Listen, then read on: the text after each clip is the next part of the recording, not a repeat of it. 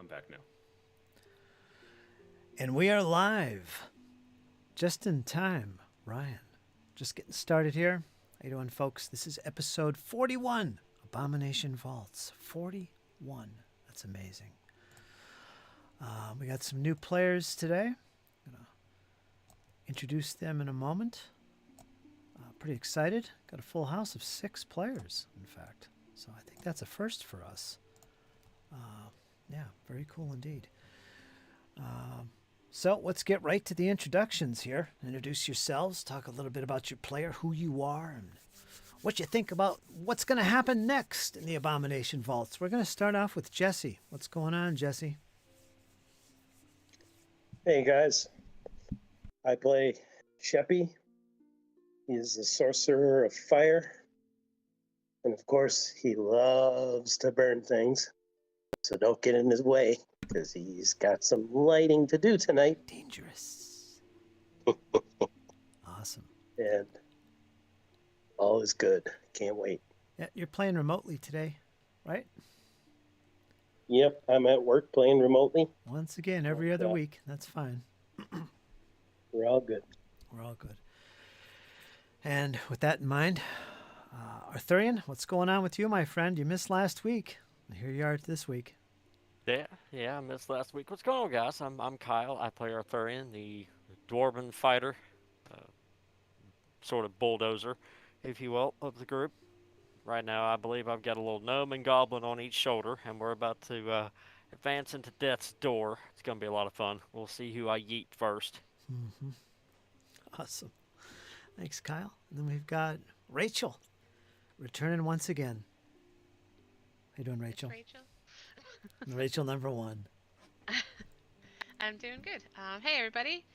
I'm Rachel. I'll be playing Althea. She is a gnome cleric of Desna, goddess of dreams, travel, and luck.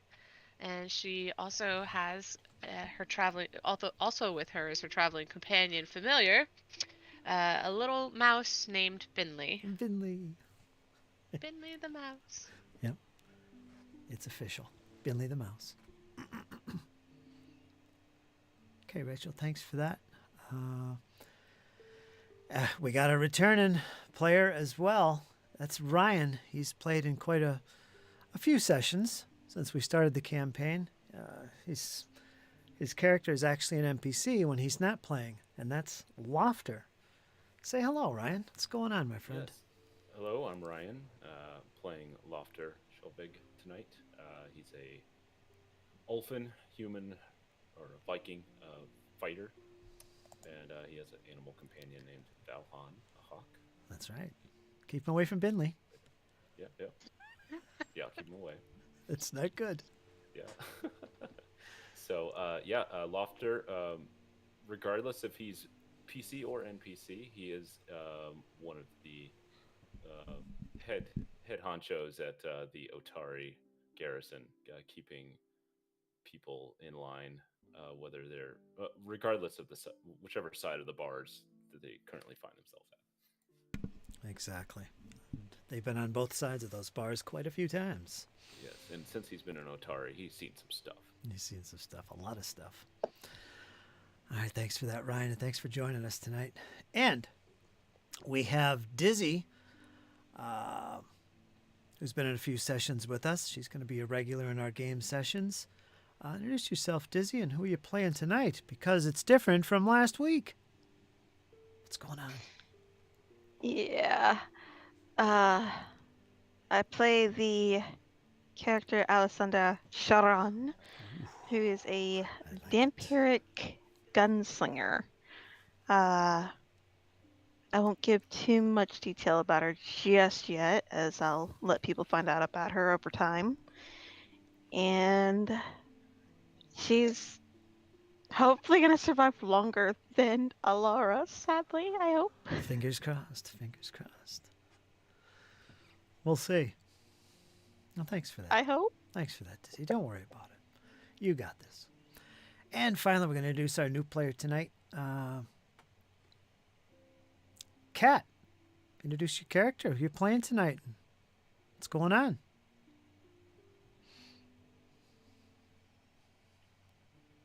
there. Hi, I'm Kat. Okay. I'm going to be playing Akara Bransford, the elf paladin, and she is quite the feisty lady, as most of them will come to find out later on in the games. Oh boy. So, Red flowing hair, paladin, elven, long pointy ears, all that good stuff. Can't wait to see how she plays. Paladin. Not just any champion. We're talking paladin here. Lawful goodness all the way, folks. I can't wait to see her play out. It's going to be fun. All right, so that's our cast. Full house. So, who would like to earn an additional hero point? Kaya, you're excluded. To do a recap from last session. Anyone? I guess I can do it. I guess so. You get an extra hero point. Give us All a right, brief rundown. What happened last week, Sheppy? The adventure started with Althea, Alara, and our dwarf fighter in a grueling situation with Volluk coming from the south. And Dane's character, who was undead, was coming from the north and doing a pincer move on the party. It was quite the dangerous situation. Sheppy came into the fight late through the northern door. As he was just getting there, he heard Althea running in fear, telling Alara to run. But Alara bravely stayed in the room, closed the door, and stood there alone with Volluk. Volluk soon in turn brought out his tentacle attack and made a devastating hit, which dropped Alara in one hit. It was critical damage and took out her character quite easily. Sheppy broke through the door after he heard this and immediately started casting spells. He heroically got some critical rolls and did a lot of damage. And Kyle's character was able to finish him off with a killer blow from his axe or whatever he had. And we Battle felled him. Yep, the battle axe. We, in turn, closed the door on Dane to keep him from attacking us. We searched Volluk's room, found some interesting stuff, as well as a secret door. We, in turn, opened the secret door to find what looks like a dwarf being tortured somehow, and a ghost-like figure floating near his body. And we'll see what happens. Fantastic. So yeah, it was a brutal fight in that one room. Lost two companions. Their bodies were set upon the table in that big living room, and there they lie, thoroughly looted.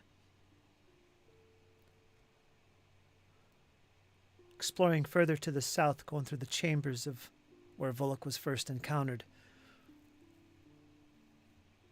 Papers, scrolls.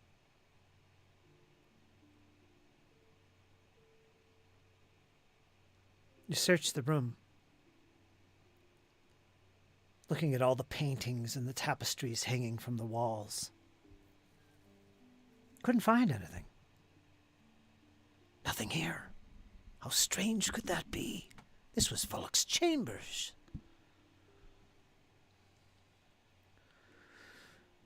The gnome Althea, resting her back against the door, watching the other companions go about the rooms and searching. heard something to the east. Looking in that direction, she saw a painting. She swore something in the painting moved. Maybe it was Sheppy. Maybe he bumped the painting. Maybe that's what it was. He was right there. He was looking at one of the paintings at that moment, pulling it off the wall. And suddenly Althea heard something. Voices. Screaming. Coming from the painting itself. This concerned her. She leapt up, went to the painting, got Sheppy's attention, as well as Arthurian. Look at the painting. It moved. There's sounds coming from it. Did anyone hear it? No one heard anything. But Sheppy investigated. It turned out that the painting itself had hinges on the left side of it and actually opened into the room, like as if it was some door. A door that in this case led to nothing except wall. And with the keen eyesight of Sheppy, he could see the outline of a secret door. Inlaid into the stone door was a little mechanism, a lock. Reach in and pull it, and surely it will open. It did so. And it opened up into this little 5-foot closet space, really, with a door on the opposite side. Very similar to the door they just found, except the latch was on the outside of the door. It was obvious. It wasn't hidden or disguised. They all cramped inside, the dwarf, the elf, the goblin, sitting on shoulders, and little Binley on the top of the dwarf's head. They cautiously reached down at the latch to open it and see what lies beyond. They felt the floor vibrate as they did so. The door opened inward, and a glow of light appeared. The walls of this circular chamber are smooth and gray. Flickering, nauseating ribbon of pale blue light churns in the center of this room, a familiar sight to the companions. Where the light touches the ceiling, the stone bubbles as if it were infected flesh. Disgusting, unsettling. Below this beam, the light bathes a screaming, thrashing dwarf who seems to be bound onto what looks like a metal table. His body is covered in wounds, blisters. Hop down off my shoulders there, lads and lassies. And as you pop down off the shoulders of Arthurian, you look into this room. And all of a sudden, to the north, the left side of the dwarf table, appears a glowing orb. And within this orb, you see what looks like a skull. It appears. This is what you see. It suddenly appears. And just then, it begins to fade. And before it fades completely out of sight, you're all going to roll initiative, but not yet. But that's where we're going to pick up. In the We getting the old axe ready? Oh, your axe is ready. Double grip on that baby. Before we get to that and roll initiative, we're going to go back to Atari. Briefly.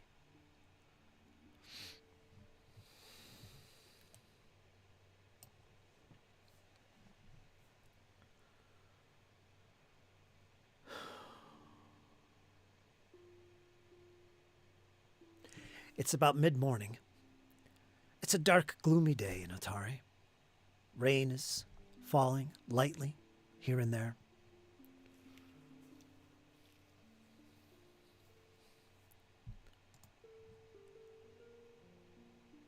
And as we look into the rowdy rockfish, we see a pair of new faces gathered at a small table towards the center of the room. We see two elves. You're both elves, aren't you? Cat, Dizzy. Mm-hmm. Okay. We see two elves gathered at this small little table. The one elf's got his back, or her back, leaning against a wooden support to the center of the rockfish. And across from her is this other elf with long red hair, a breastplate armor, sitting up straight, and they're both caressing their mugs. There's not many patrons here at the moment, maybe 4, 5. One is at the bar. A human, balding gentleman serves the bar. Unfamiliar faces.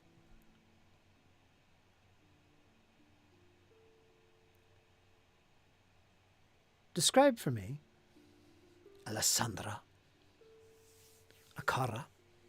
Describe to me what you're thinking right now as you sit together at this table enjoying a fine brew, a breakfast brew, perhaps. What's on your minds?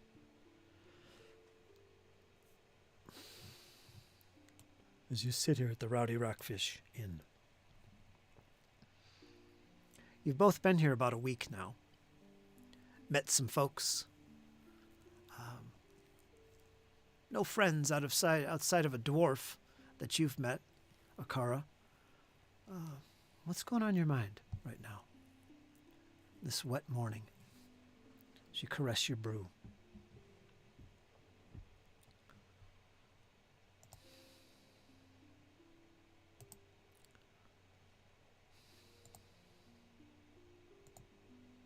Alessandra would be sitting at the table, kind of laid back in a chair, just with her feet propped up on the table.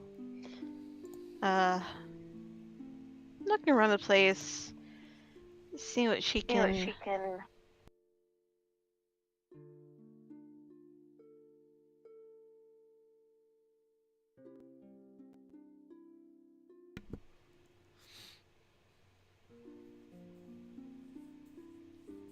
The Kara is just staring straight into a wall, most likely spaced out, or maybe thinking deeply about things. Who really knows? Akara, of course, just came in about maybe 15 minutes earlier after spending some time at the Dawnflower Library at one of the shrines.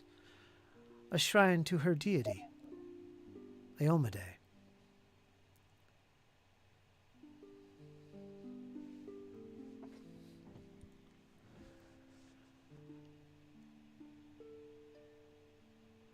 It's at this point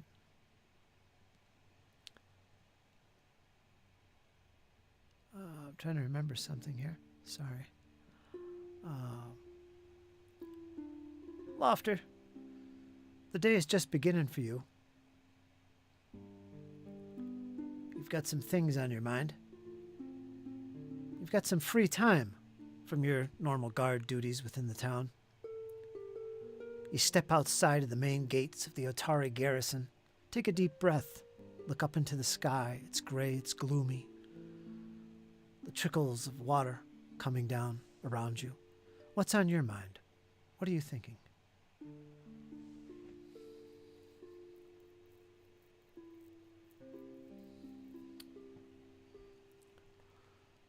I think he's thinking of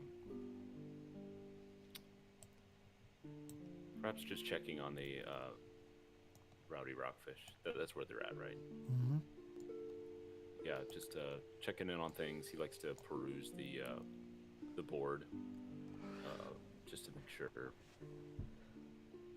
those bounties and various things are being addressed, and making sure nothing on there is inaccurate, or if there's making sure the populace is generally happy, feeling safe. So even if it is his time off, he just it's inherent in him. He just wants to check on things. So, He does. so maybe he'll begin strolling that direction. And as you make your way to the Rowdy Rockfish, the streets, not many folks are on the street at this point. It is kind of a gloomy day. You think about a new face that you recently met not long ago. Somebody of interest. Someone who might be a worthy member of the companions, perhaps. You're not sure. And as you make your way to the Rowdy Rockfish, you see that face that you had met earlier.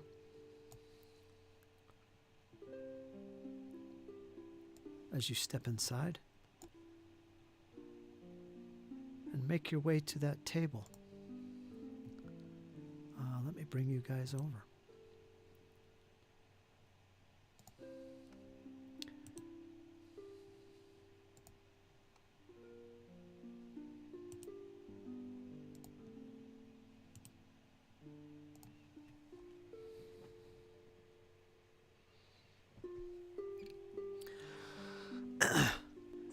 And Alessandra, Akara, as you sit there seated at the table, enjoying your morning brew, lost in your thoughts about this new place and strange faces, someone walks in. Someone familiar you've met before. At least one of you have. That would be one known as Lofter. Lofter, you stand at the entrance and you see them at this table. What do you do? He'll call out from where he's at. It's like, the firebrand is here. Good to see you again, Kara. Is that it? As he walks up. And Dakara looked at Lofter, and she nodded in respect.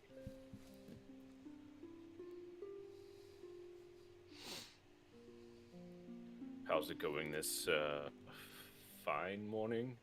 Realizing that it's pretty cloudy and gloomy outside. Yeah. Trying to make the best of it. Quite all right. What about yourself? Yeah, pretty good. Just had the. Looks like I've got a day off for the day, so just wanted to check in on things and see what brews were available. That's fair. I can understand why. And as you look over towards the barkeep recognizes he's a bald human individual. You've seen him many times. I know what you're after, Lofter. It'll be coming up. And you're quickly served a morning brew. And anything you else want for breakfast is yours. Thank you kindly. Brelda, of course, is nowhere to be seen, which is kind of unusual. However,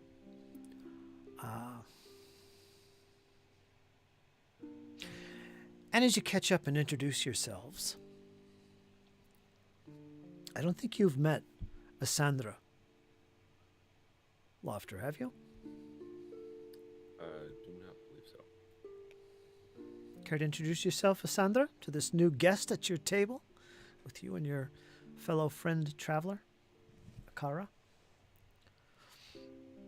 Alessandra would have been listening in on the conversation, just keeping her feet propped up on the table, honestly not really caring if people stared at her for doing that. And once seeing a break in the conversation, she'll go, I do not perceive I know who you are, yes? I believe that to be true. Name is Lofter.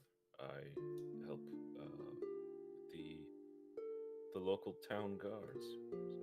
So I hope the Denzians here have been treating you well since you've been here. It has been rather pleasant, shall we say. Excellent, excellent. Well, if you need anything, feel free to holler. barkeep suddenly appears once again near your table, Lofter. Excuse me, Lofter, I think I have a message for you. And he palms over to you this little piece of parchment folded in half. I'll take it and take a look at it. And you immediately recognize the writing.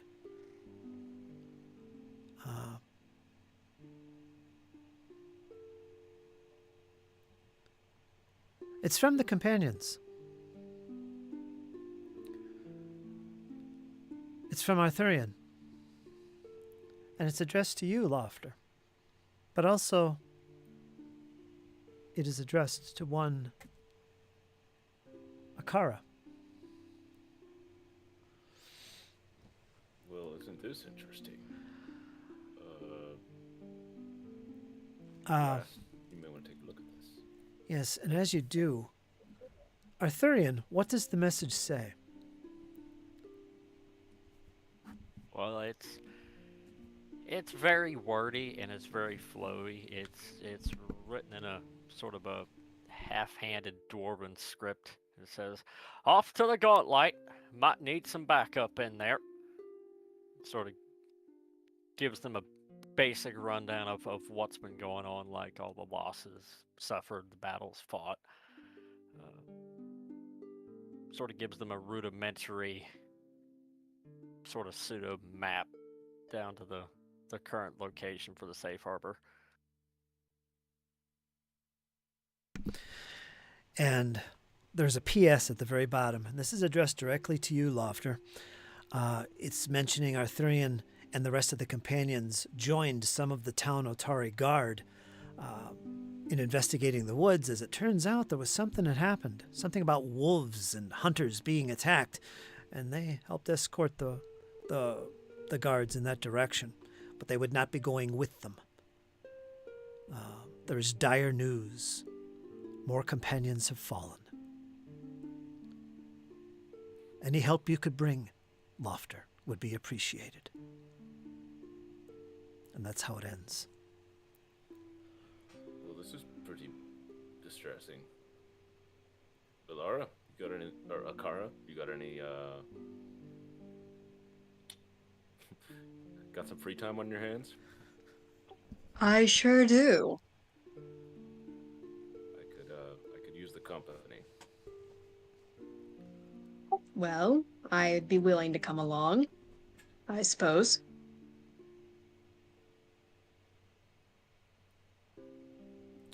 What can I see of Alessandra's? Feel free to answer this yourself. As far as look like she can carry herself or fight, just from looking at her. You would see she has dual flint pistols on her, a hand crossbow, and very calm demeanor, but you can't really exactly read her because she's putting on a persona that nobody understands who she is or what she's capable of. Gotcha. Thank you. I'll kind of point quickly at the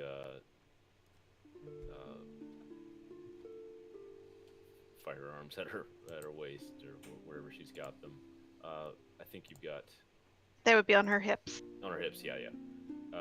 I haven't seen those kinds of things in action, but I've heard what they can do. So if you're up for it, we could certainly use your help. Might be some money in it.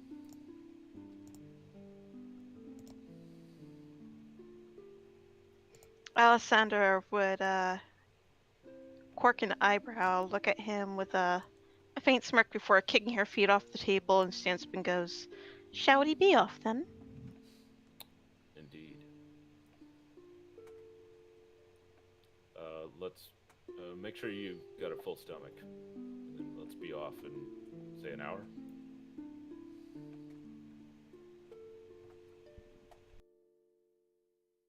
Or whatever makes sense for Fritz's timeline. 'Tis fine with me. It's also fine with me. All right. As it is with me. The barkeep steps aside back behind the bar. All right. So what we can do now, if you'd like to purchase anything, you can do so, as long as it's common. Any final preparations you can take care of. It's still morning, maybe a couple hours before noon. So there's plenty of time to do that and make your way to the gauntlight, which is about 30 minutes, 20 to 30 minutes if you follow the path and don't get pulled off or distracted.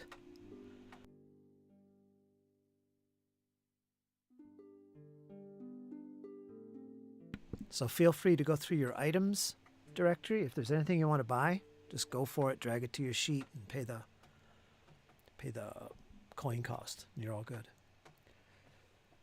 No problem. You let me know if you're ready.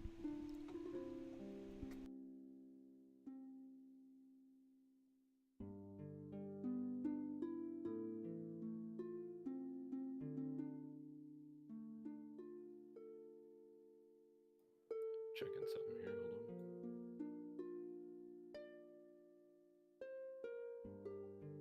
Hold on. Let's see here. 3 potions, 4 gold pieces each. I'm most likely gonna save my silver for, later on fairs and things like that. So I would say I'm set. Okay. Now, if you're after healing potions,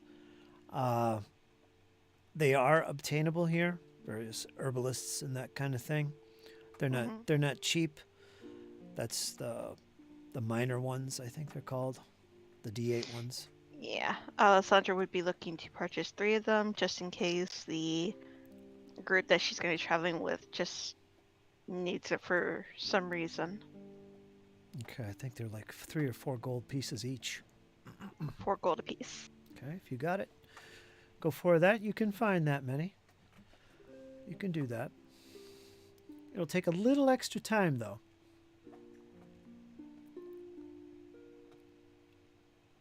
To find them out. But yeah, you can do that. You guys are ready? Let me know. Yeah, I'll try to buy at least one. Okay.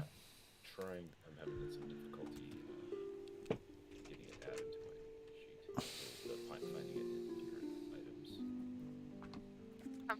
items. Consumables. Anything I search for doesn't come up. No. Converting gold into silver. What is a gold piece to silver? If Alessandra was 10. looking at the market. 10, Okay. 10 copper to a silver, 10 silver to a gold. And let me try and help you out, Ryan. Thanks. I think this is a minor. Let's double check that. Yeah, it's minor. It's 4 gold pieces, and I'll drag. How many do you want? Just one is fine. Okay.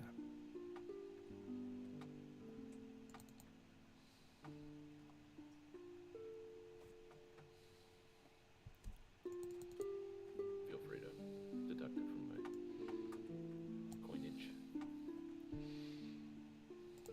It should be on your sheet now. Yeah. And I'll deduct it. Let's see. Okay. Insufficient coins. Thought you have enough. I started with 9. Maybe it didn't. Oh, total coinage. I was looking at wealth accidentally. Sorry. Maybe I can't take it right now. We'll scrap it. All right, scrap it. That's okay. Could have gave you a discount, but not today, Lofter. Not today. Yeah. Maybe you could raid the coffers inside the Otari garrison. Maybe they got a few extra ones. Nah, they don't. They don't. All right, we'll leave it at that. If you guys are all set, it'll be about almost noon before you make your way north. Now, keep in mind that earlier today, and you can see the tracks in the road, there was a about a dozen or so soldiers that headed up this very road, this very path heading up to the gauntlight. You know about this, Lofter. There was a detachment of men, about a dozen of them, led by someone other than yourself, that were on patrol for a missing huntsman. This you know about. Earlier this morning, there was a big hoo-ha about this. And some guards were dispatched to go off and search. And the companions, who you met earlier in the day, decided to join them. You also heard about this in the message. Yeah, okay. So you make your way towards the gauntlight. Now, what I'd like to do, between the three of you, we'll do it this way. I would like all three of you, okay, to make blind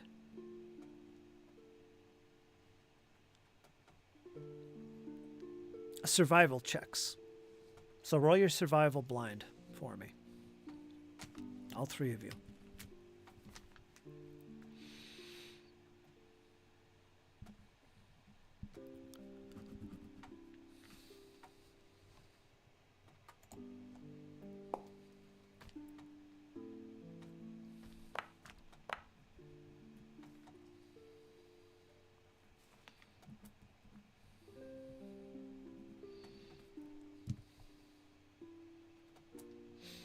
Can you roll that,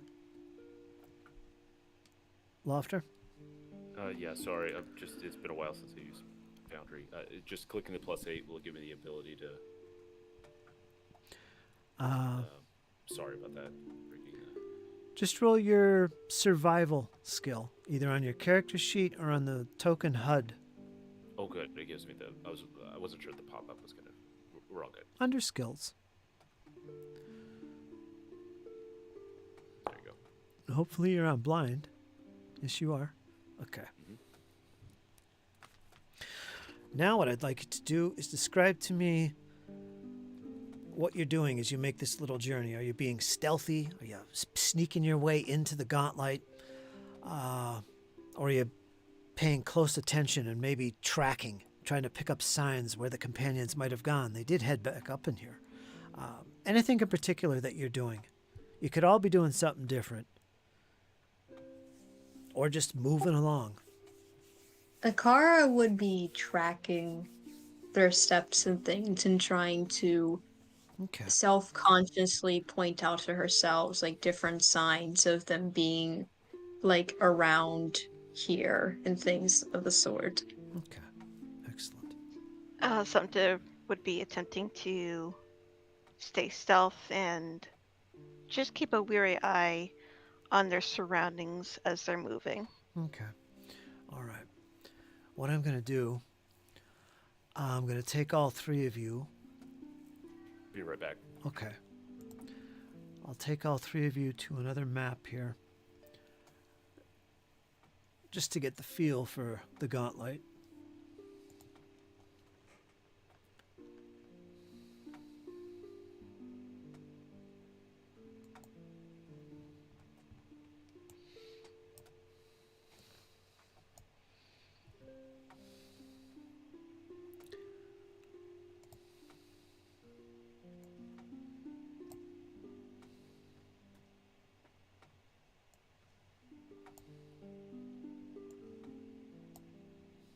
Okay.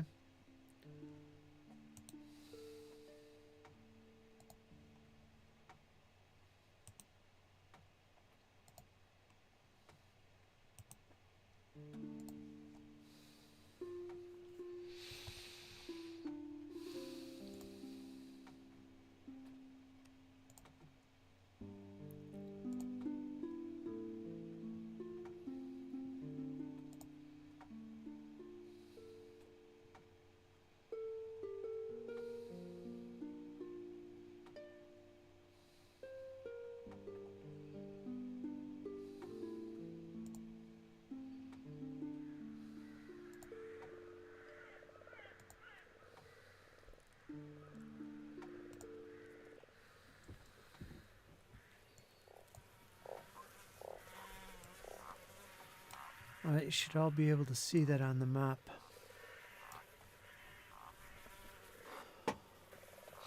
It takes you about 25 minutes or so. Good time. Lofter's been this way before.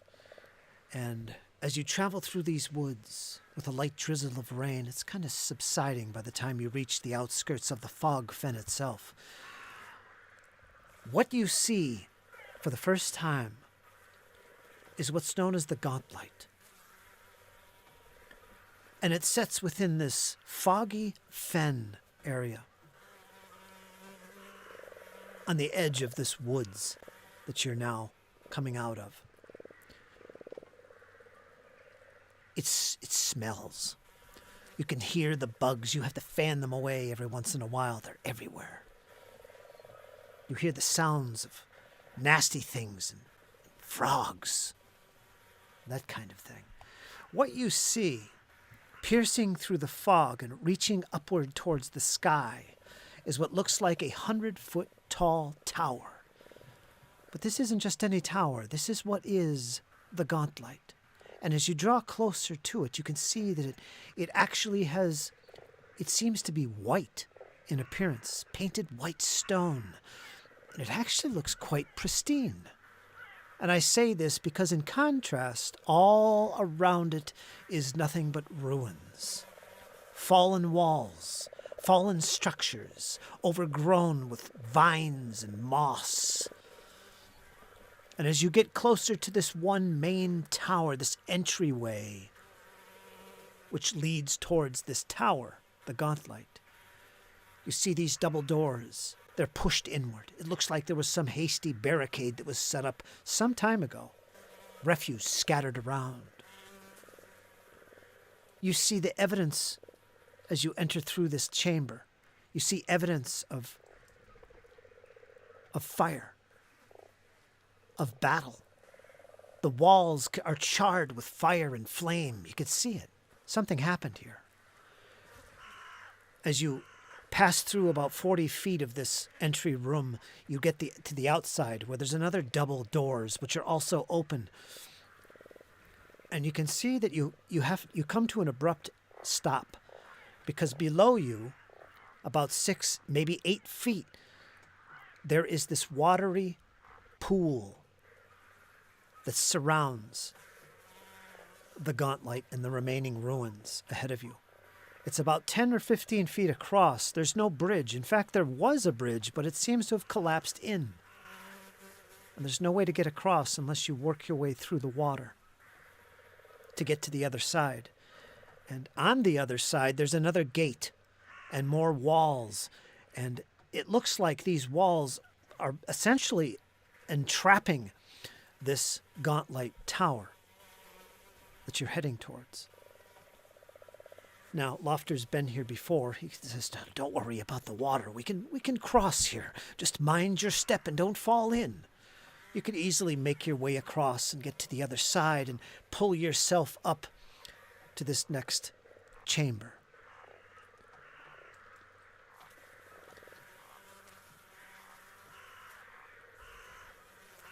You hear a noise. It sounds like footsteps. Lofter, Akara, you both pay attention to this, and it's coming from up ahead. You see, it looks like a shadow of a small creature rushing off at top speed and disappearing out of sight. Lofter catches this, and he says, "They're going the same direction we are. Come, we must prepare ourselves and follow."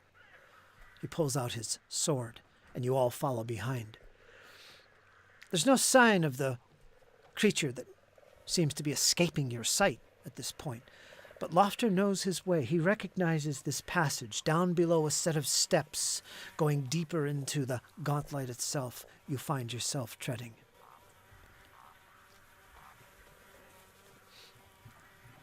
You pass through an area where there's a lot more natural caves down here below ground. One thing that stands out is bodies. Bodies of blue, gremlin-like creatures are scattered here and there, out of place it seems. Their bodies look fresh. Blood is still caked on their bodies, although it's somewhat dried. The bodies are not desiccated. They are not rotting. This was something that just happened. You take a brief pause to take note of this, and then push on.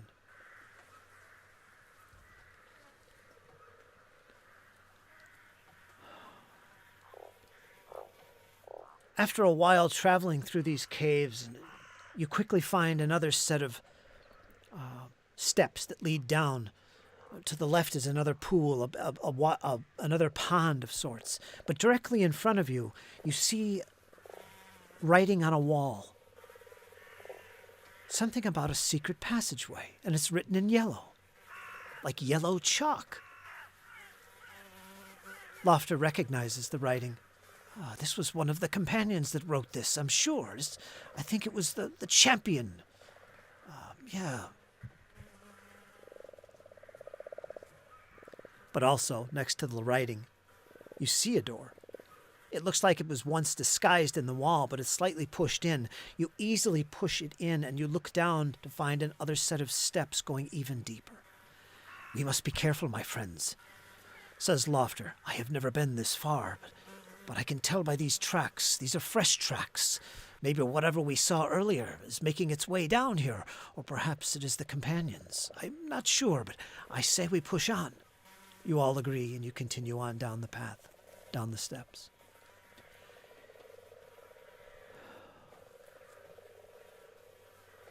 At this stage, as you continue trekking forward, you seem to be on the trail of something. I would like to know one more thing. What is your marching order? Who's first, second, and third? Or are you doing side by side or whatever? Let me know of that. Alessandra would automatically be first. Of course. Since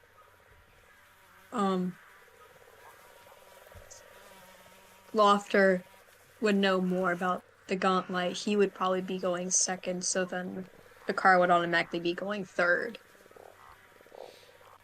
Yeah, makes sense. Lofter, I think you'd be side by side with Alexandra.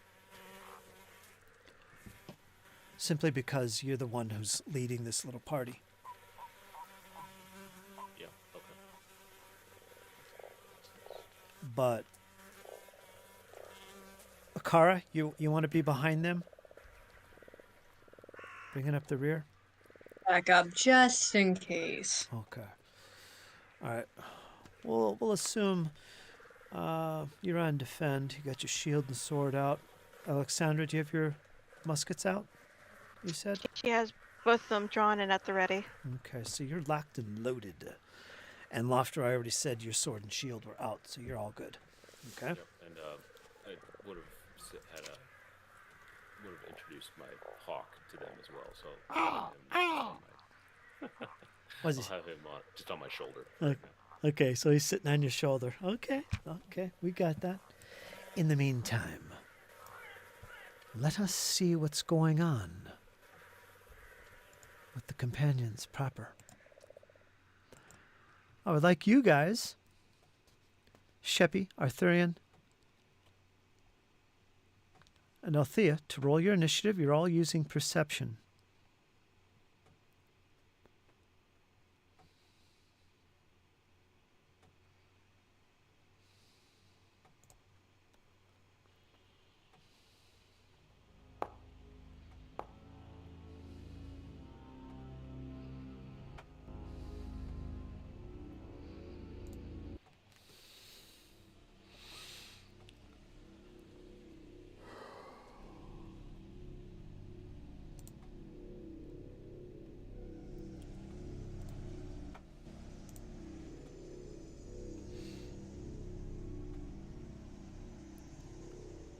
Oh, there it is. Couldn't find my thing here. Sorry.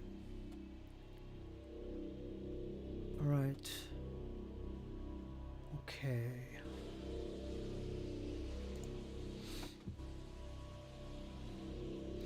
Are you ready for the maim and Jesse?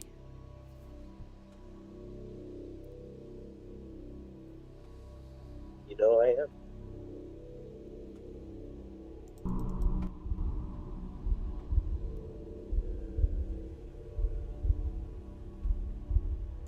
Fritz. Mm-hmm. Carter has to hop off. Okay. That's all right.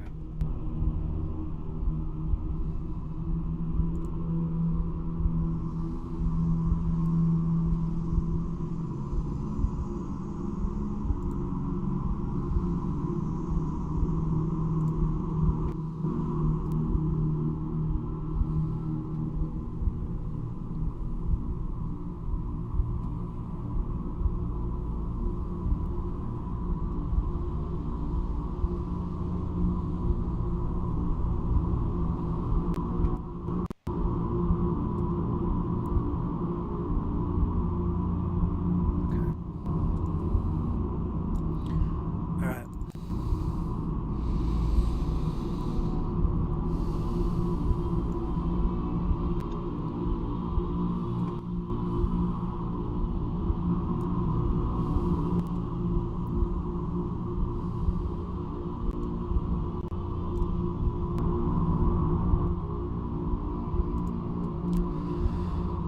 Arthurian, you're essentially leading the way at this point. You're all crowded together in this one little chamber. What do? You don't see anything but this table and what looks like a dwarf in pain and agony lying on this table. Every once in a while, he lets out a scream. I've already got my axe ready, so I'm going to start to advance inside the room. Okay. Slowly and methodically. Game's paused, Fritz. Sorry.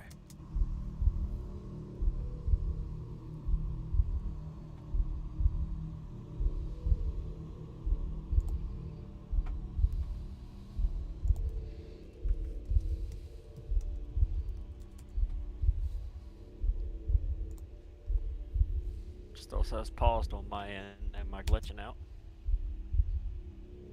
No, hold on a second. It's not unpausing. There it is.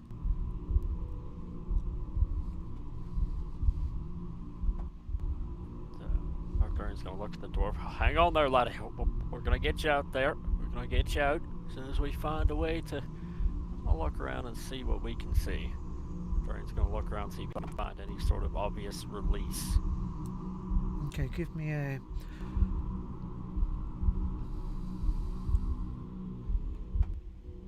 perception. Blind.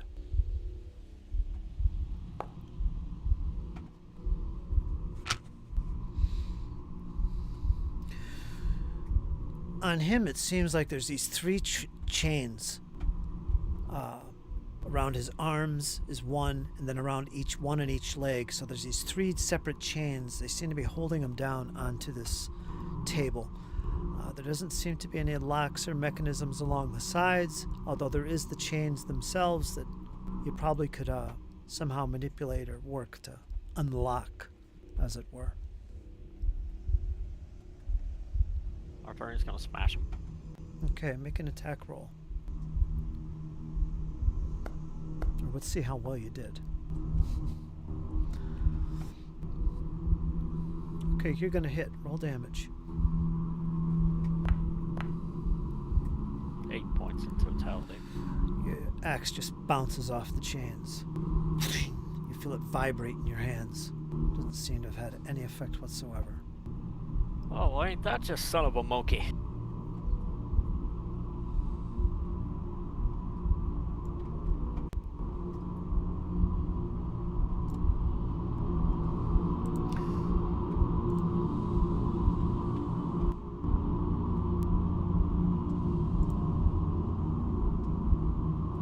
Suddenly appearing from behind you, you see what you saw earlier, this glowing skull suddenly appear and let out a horrendous scream behind you. Ah! And you turn abruptly.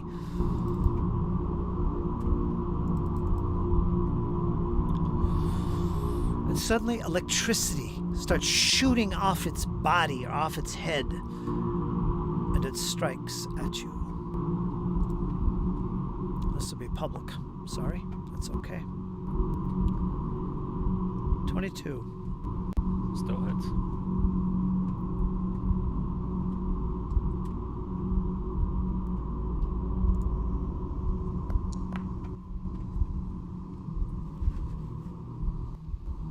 Okay, you can take that as damage.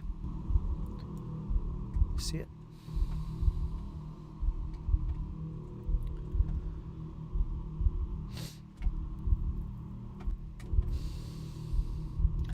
And it's completely visible to you right now. Let me see.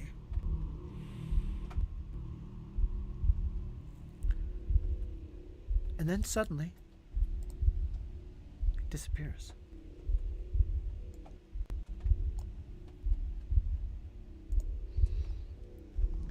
Sheppy, you see the dwarf rush into the room ahead of you. You're actually in the same square. Well, in the same space. Sorry, let me move you. All right. You're all in that Sheppy's space. going to move over to the table on the other side of Arthurian. And he is going to try to work the lock with his thievery skills.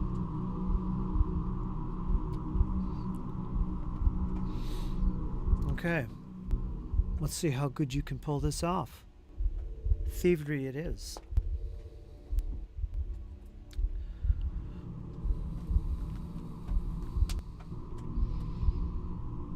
Okay. You have one more action. I take it the lock didn't pop? I'll let you know in a minute. But go ahead and Okay. decide what you have to do. I'll try a different lock. You could continue on this lock if you want to. Okay. I'll make another roll. Okay.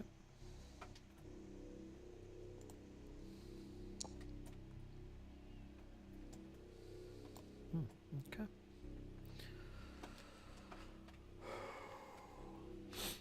Your first attempt, and it's a tough one. You don't seem to make any progress at all. However, you seem to have caught the trick to this.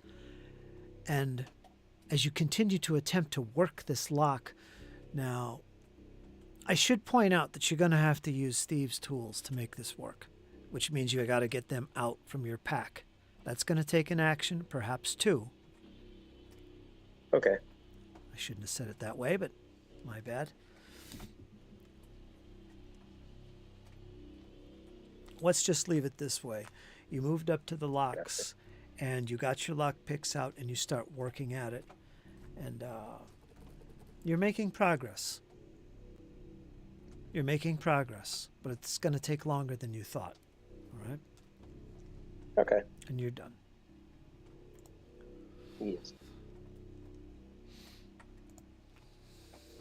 Althea, you're also up here in the same space. Rudely dropped to the ground. Crazy dwarf. Wasn't rudely dropped. No. I did ask her to, dismount.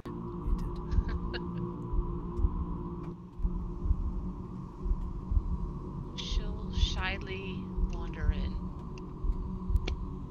Oh, be careful there. There's something wandering around who likes to zap you. Zap me a good shot there.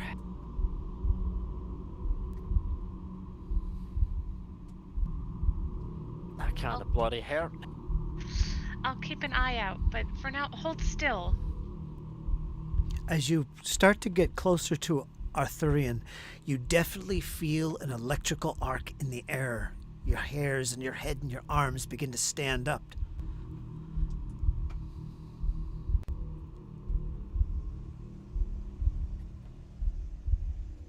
You look down at your pocket and see Binley. All of his hairs are standing up like a fro.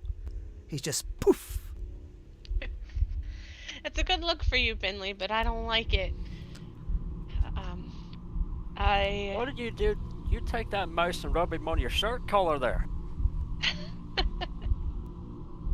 We'll try to do that later. For now, just hold still. And Althea places her hands over Arthurian's wounds, and it's the nice, soft, warm light kind of surrounds the area she's touched. And I don't feel safe here. You should move too. And she'll actually continue walking. Fine.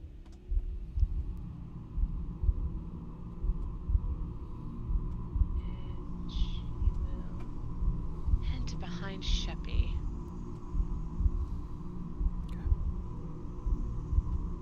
Making a final stance here.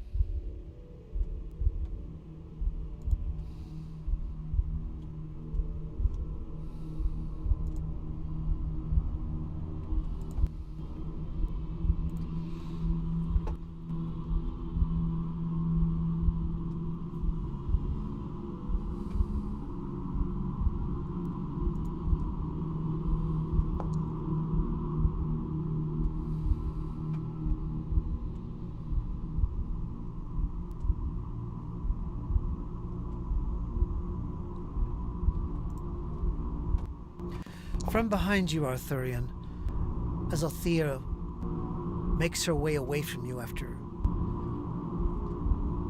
healing you, that electrical energy, that arc suddenly appears from a different direction behind you. And you hear it. And suddenly appearing, you see that skull, the floating orb, this green, bluish, glowing orb suddenly appear behind you briefly. And the arcs of energy come crashing at you. You're going to take 12 electricity as it just singes your body.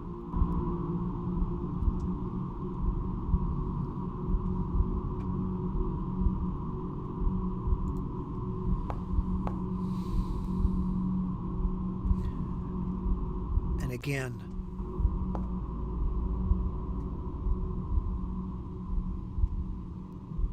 it hits you, and you're going to take 20 more electricity damage.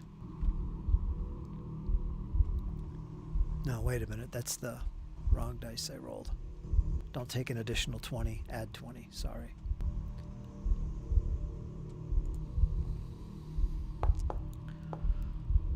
Seven additional. And then suddenly, it fades out of sight. Behind you.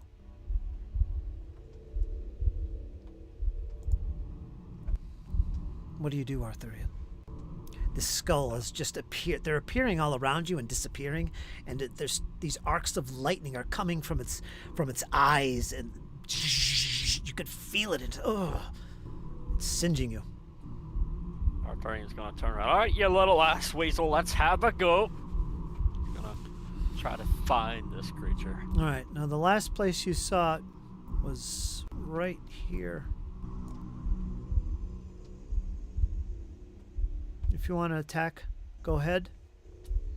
Give me a flat roll of 10 plus.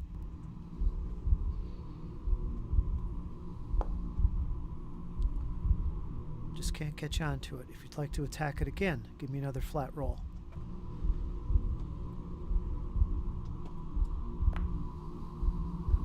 Just ain't getting lucky. You got one more act. One more. You're up. You're not done yet. Keep going.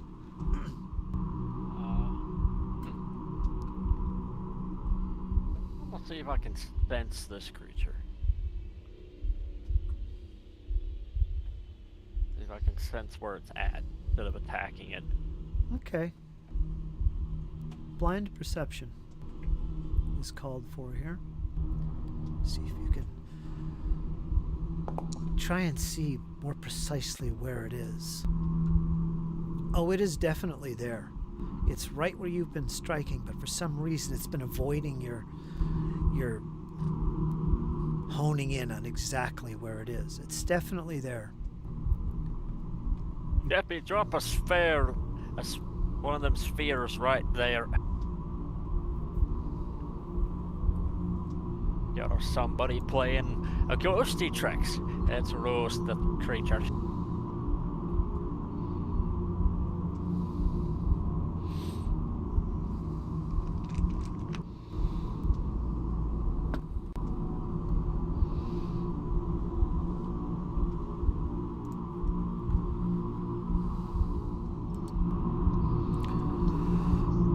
Sheppy, Arthurian, you all see this. Suddenly, it appears once again, and it's right next to Sheppy and Arthurian.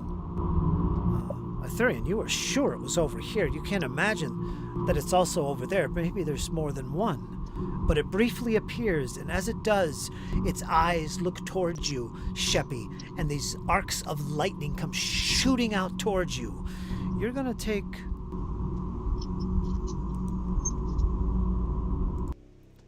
You're going to take some damage.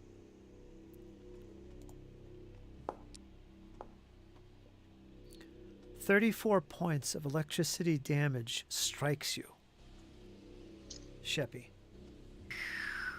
Brutally singeing you. The cloth on your garb begins to burn and singe briefly. And suddenly it begins to move. Attack of opportunity. Go for it.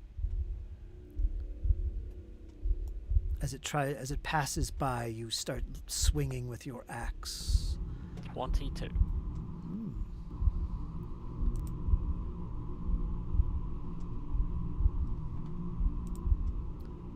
That is going to miss as it passes by and suddenly disappears. Pineapple.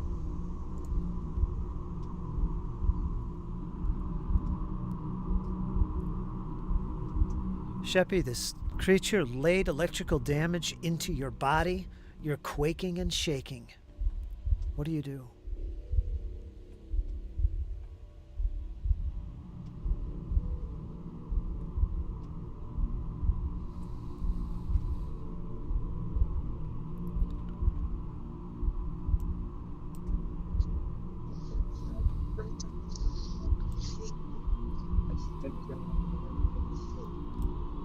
I'll work the lock if it's my turn. It's your turn. Okay. I'm gonna work the lock. Okay. 'Cause I have a feeling we need to get this guy up. Go ahead.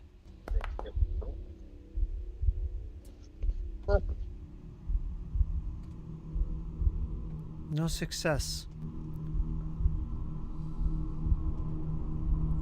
You want me to try again, Sheffy, or do you want to do something different? You can keep trying. I feel like we have to free this dwarf. I really think our track record with ghosts is bad. I think it has something to do with this guy. And he's gonna keep working the lock. But we can't do it at the cost of our lives, lad. We have to get him free. And he's gonna do it.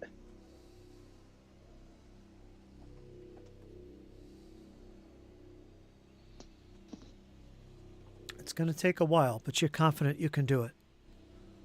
It's still locked, but you're making progress. You want me to give her another go? Yeah.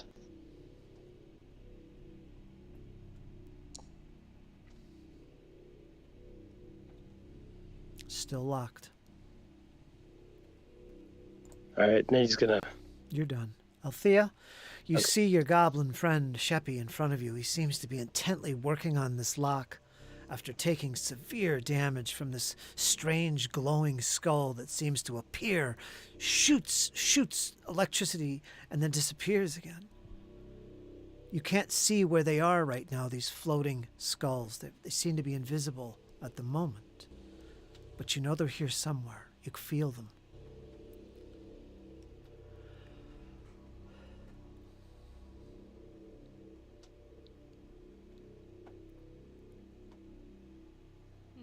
Okay. Sheppy, keep working at the lock. Can I get another brief description of the state of this dwarf that lays before us? He's chained to this table it's just a plain steel table, and he's got both of his hands chained over his head, chained to the table, and each leg also has manacles on them that are separate. So there's 3 chains on him that have to be broken or unlocked to get to him. Now him himself, he looks like he's in agony. He's got open wounds and gashes and cuts, fresh, all over his body. And every once in a while, he starts convulsing and he'll let out a scream in pain. And keep in mind that going through him into the ceiling and below the table is this blue, glowing cylinder of light that you've seen before.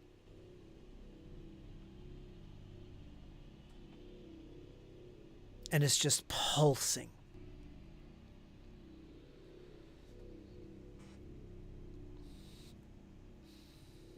This blue light was at the bottom of the stairs, right? This is the blue light you saw on upper levels. I think It was like level 2. was it? Yeah, and 3. They all had these round circular rooms, much like this one, that had this blue cylinder-like glowing cylinder, essentially, that seemed to just do damage just by being in close proximity of it. Very dark negative energy in this room. And you do feel that negative energy, but you're kind of preoccupied on this dwarf in front of you, who still seems to be alive, and this blue cylinder seems to be going through his body, like he's actually laying in the center of this thing, writhing in pain.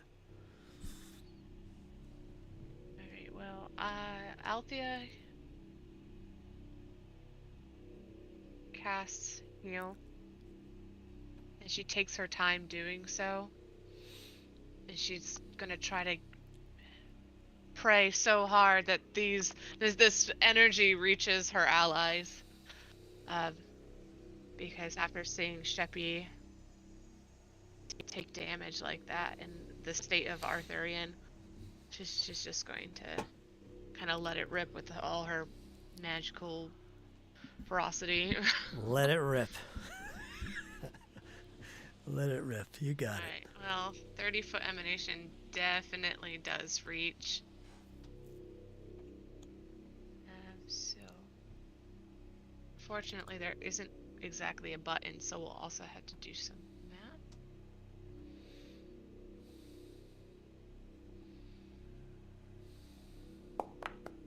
And it will be an additional D10 since it's a 3-action heal.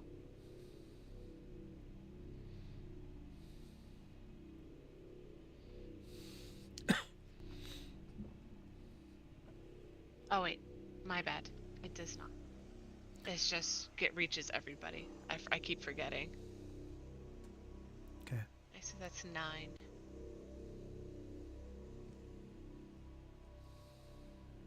Everybody gets 9.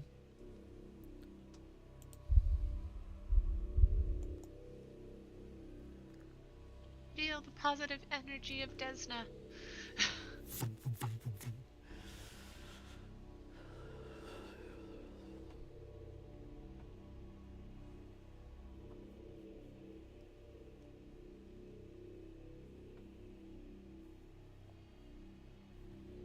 Sorry guys, that's the best I can do right now. You did all you could, lassie. And I hate to be the one to bring this up, but does the dwarf really need all of his appendages to get him out alive? Worst comes to worst, you two go. I'll stay with him. You wanna mark in? Sheppy, you can go ahead, and as you work on the locks, and Althea as well, you can make this as well. Give me a blind perception roll. Both of you can do this.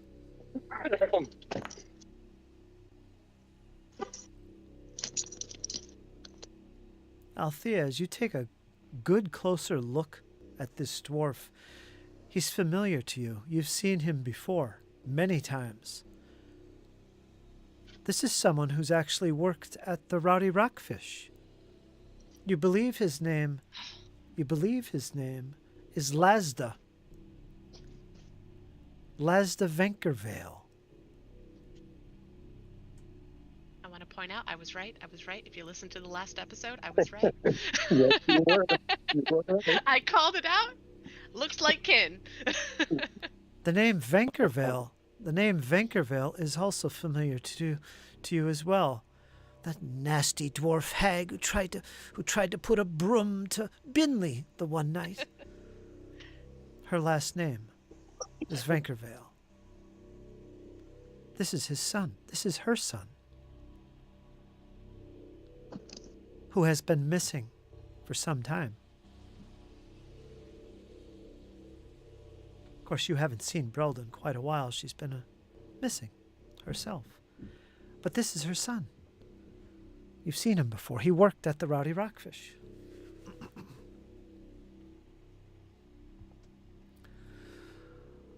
Sheppy, you seem to be too caught up working on these locks. You are making progress, but it's slow going.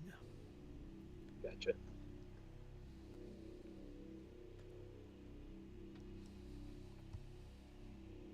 Okay, let's see where we are.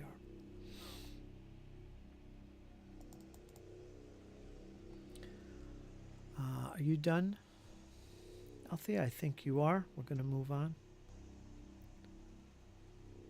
Yeah.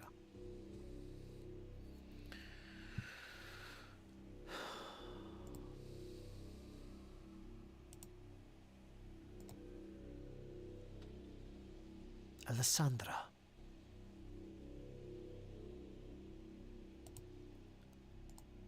Laughter. And I will also put Akara in the scene. I would like Alessandra and Laughter to roll initiative, or to roll to see what you guys do next, I should say. So go ahead and do that using perception. Public or blind? This will be public. This is your initiative roll. It's always public.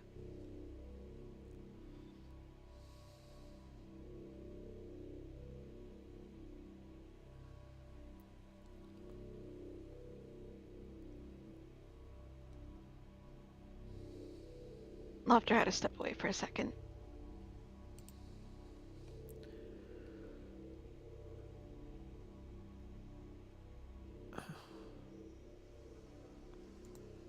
All right. Roll over in the encounter tracker. Open your combat tracker and roll that little d20 there.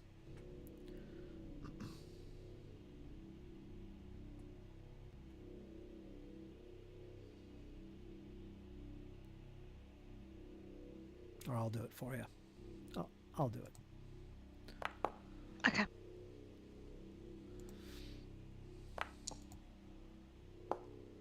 Okay. Now, let's go to the next round. Okay, make sure everything is where it needs to be.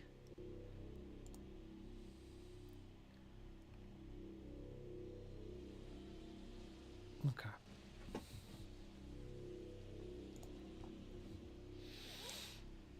That looks okay to me. All right, round 3.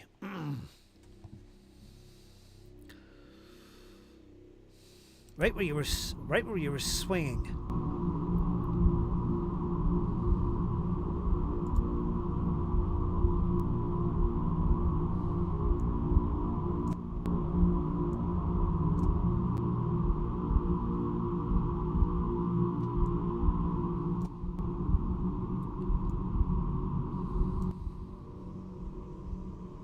Right where you're swinging, Arthurian, that menacing glowing skull appears once again right behind you.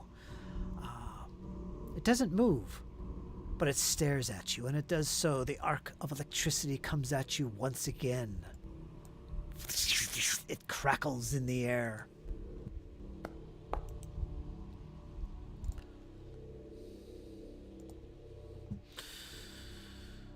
You're going to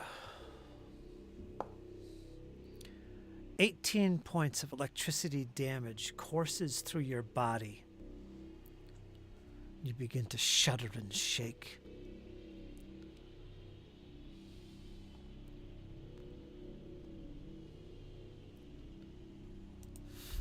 And then it disappears.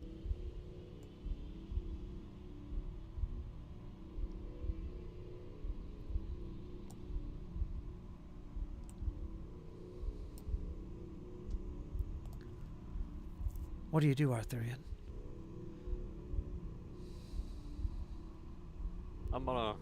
Arthur's gonna look around and see if he can sense where this thing is again.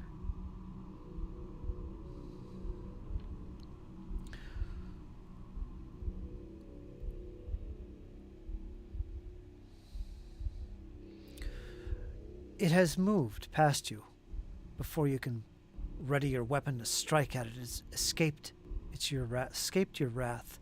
You see it over here, right between Sheppy and Althea. Arthurian will call that out. Watch out, Althea. It's on your back. It's right beside you. Now this will count as it's hidden to you. That will require a flat check of DC 10 to target him in that square because you spotted him and pointed it out. You have one action remaining. Sorry, I keep mentioning that word, but old habits.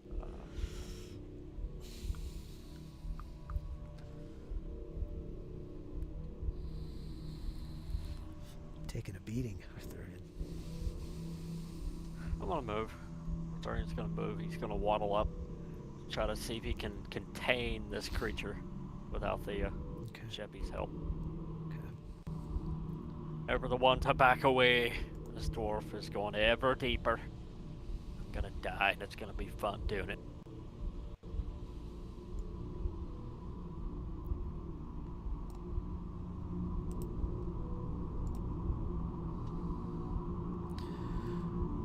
Behind Sheppy appears what has to be a second one, Arthurian.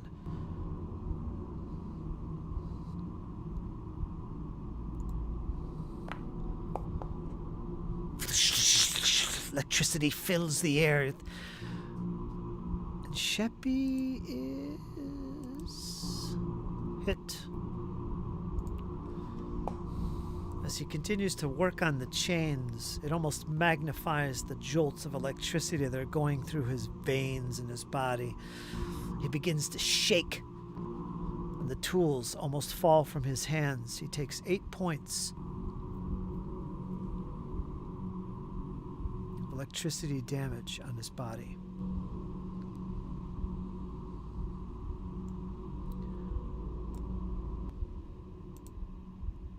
And suddenly it disappears. It also counts as hidden. So there's one here, and there's one here. Okay? They are hidden. You need to make a flat check, 10 plus.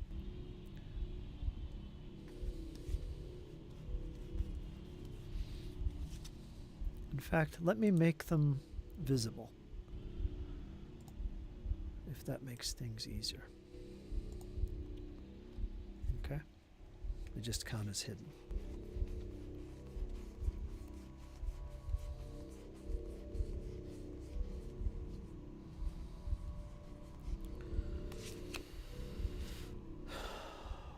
It's DC 11.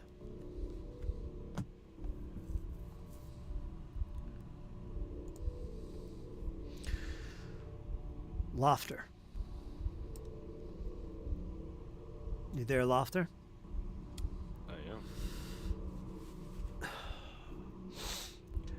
As you reach the bottom of this set of steps and enter into this one chamber, you can see artificial light lighting the room. It's a long table, and there you gasp. Laid prone on this long dinner table is someone you recognize as Marshall. You've seen him before. One of the companions. You also see someone else you've never really seen before, a female. Elf. Pallid, sickly skin. Something is unusual about her, but her body is torn apart. It's just gashes of wounds on her face and arms. Her clothes is torn. It looks like the bodies have been ransacked. They have no weapons on them. Looking about the room, you also see piles of skeletons. Some strewn about as if crushed under some powerful blow. Others looking more natural, laying prone. Clothes rotted off them from time ago.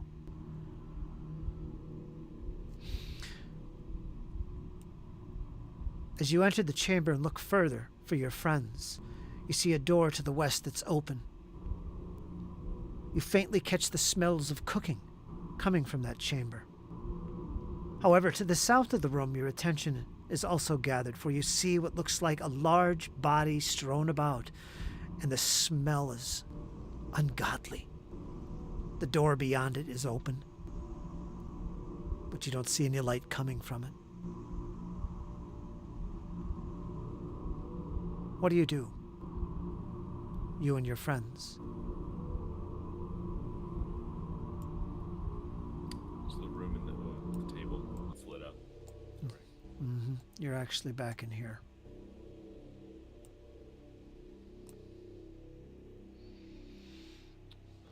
I'm just seeing outside of the gauntlight. Do you need a torch? Let me put a torch on for you. I don't think you have light.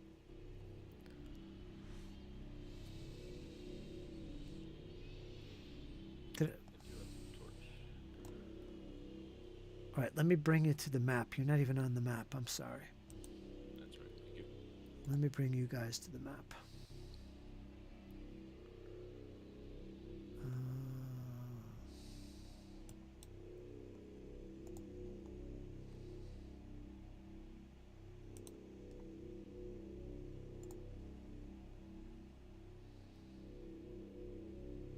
Give it a moment.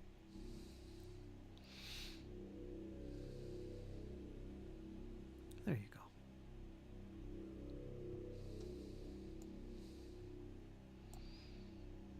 Okay, so you're in the southern portion of this large room where you see Marshall and this other stranger lying prone on this table. They're obviously dead.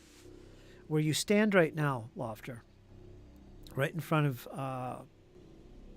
your two friends, right in this area here, in front of the door, you see another large humanoid body is motionless. But if you look at the body, as you get closer to it, the stench is unbelievable. And it's not just the smell of death. There's something unnatural about this creature. You look at the features, you look where its flesh should be, there is none. It looks like some kind of ooze or almost jello-like substance. There is no facial features, just the outline of a nose and jawbones and a forehead and a chin. You could see where there should be a face and eyes, but there is none. It's just overgrown with this ooze. It seems lifeless, as far as you can tell. Just then you hear a crash and a scream. It's coming from the south, beyond that doorway, a mere 10 feet from you. What do? You hear screams. You recognize it as the sound of battle. What do you do? Quickly. I'll step over the corpse, trying to ignore the smell, and listen carefully at the door. This doorway is open. Beyond it, as you peer through, is another door that's closed. Go ahead and make a blind perception roll.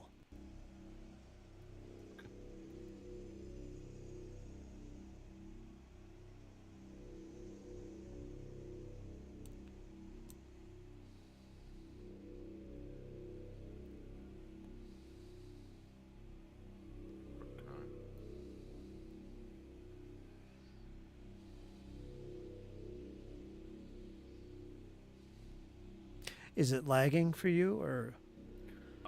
Just user lag. Sorry. Okay. Sure, I found it. That's all right.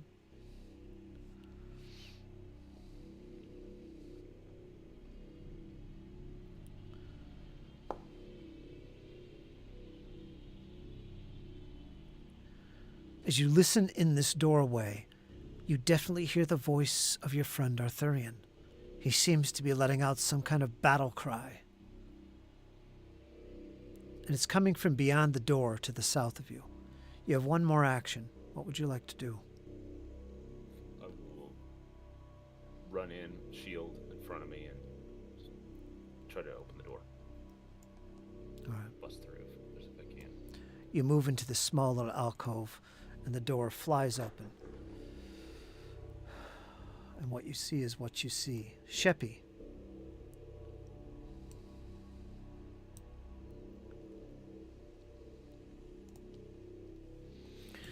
Sheppy, you've just taken more damage. You're working on this chain with your picks. They almost fall from your hand.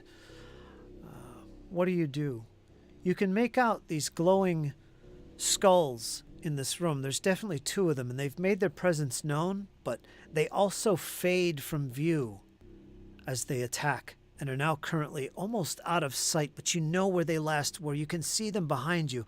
Do you continue working on the chains, ignoring their presence? You're so close. right. You're so close.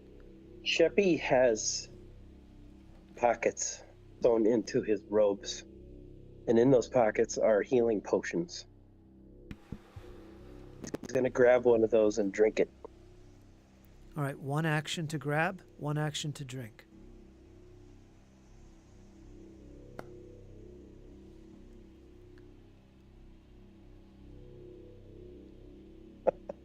You got one. Okay. All right, and I will continue working the lock. Make another thievery check.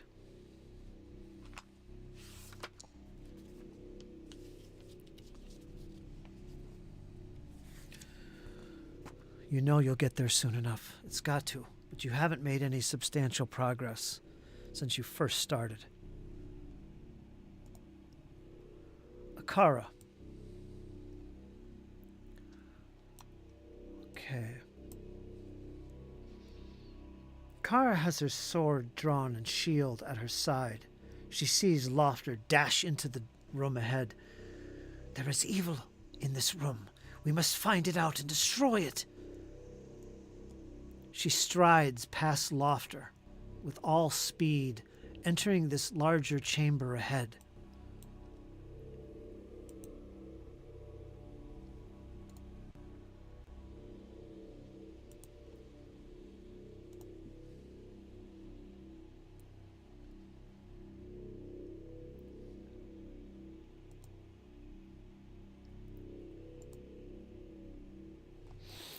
Lofter, you hold the only source of light for your friend who has just run off into this room with shield and sword drawn. She pauses and looks about, seeing nothing.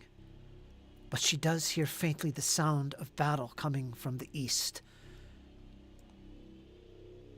She moves to that direction, and there she can see into this chamber. She sees this dwarf tied to some kind of table. She sees a goblin inside the room, and possibly a dwarf. She's going to have to make a perception check to identify Arthurian.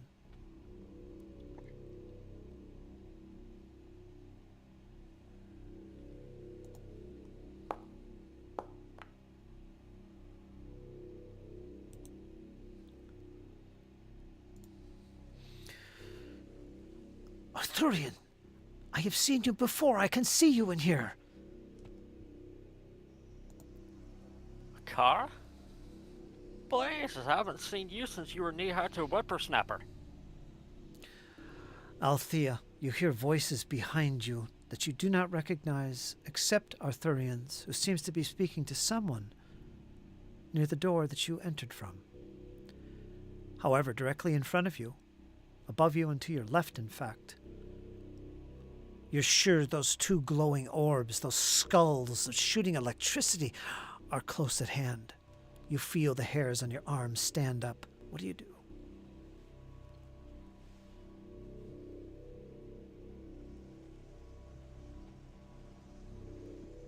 Well, first I address the people that have just kind of made their own appearance. And I say, quick! If you're able to fight, we need assistance. But be careful, these things. She doesn't even know how to describe them. She's just so into the battle. Or at least, with fear. She says, be careful though, there's some electricity. Something could happen, be careful. They seem to disappear and reappear. And as she's saying all of this, she cuts through her friends.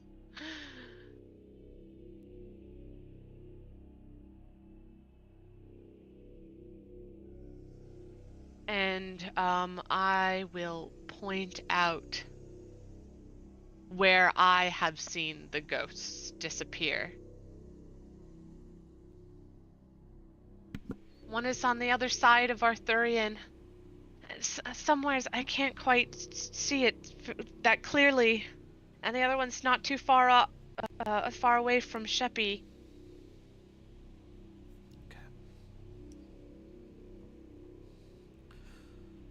And then the last thing that comes out of my mouth is a spell, of which I cast Shield.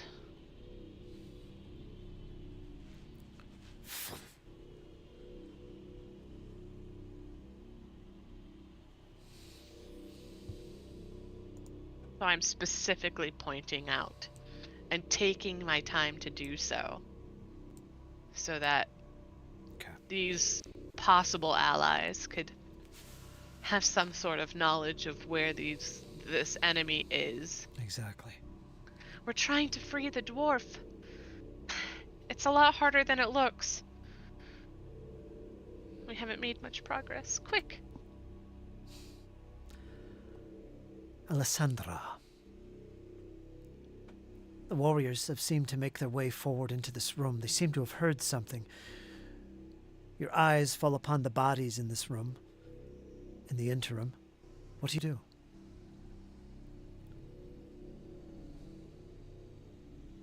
Having her pistols at the ready, she would slip past Lofter to enter the second room.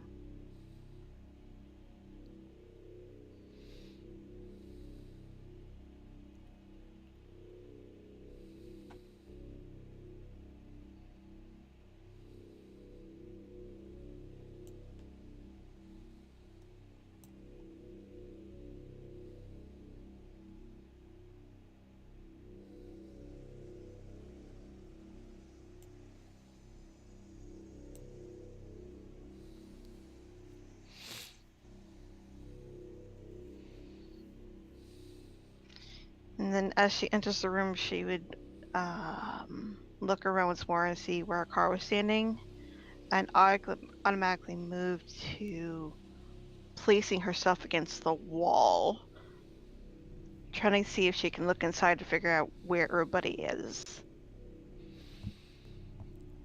Okay.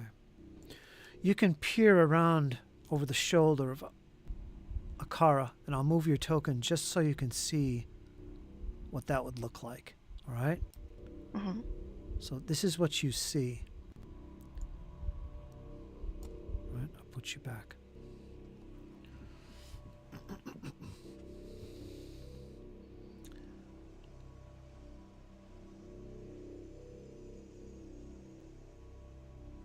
After looking inside, she would immediately raise one of her pistols, debating if she should do a warning shot because she doesn't know if the bullet will stick in one of the stone or if it'll ricochet. So she is going to possibly do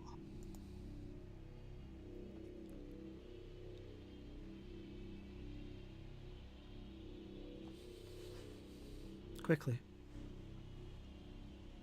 she's going to do 10 paces. Let's see what that is.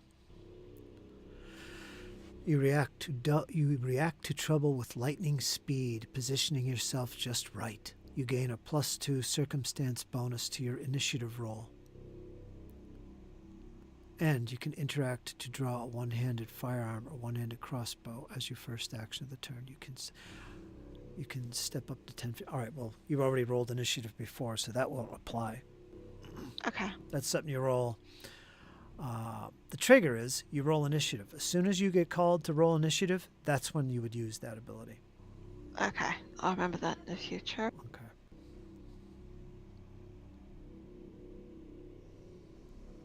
It's okay. You got one more action. Again, I should stop saying that, but go ahead.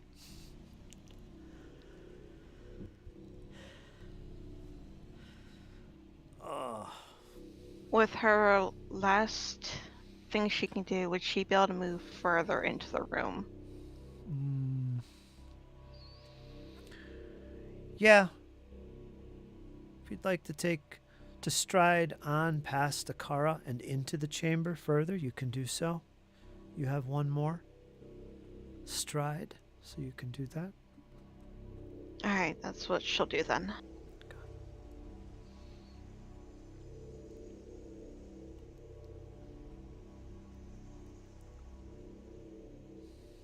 It's not letting me move. Let me move you.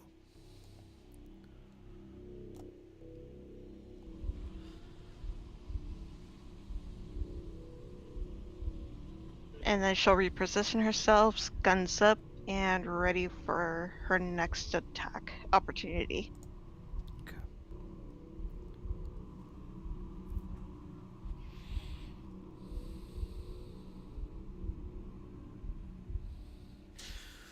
Arthurian, the glowing skull in front of you appears once again as these electrical arcs make its presence known. All right, let's have a go, you little bugger. 32. Yeah, that's a double critical. 16.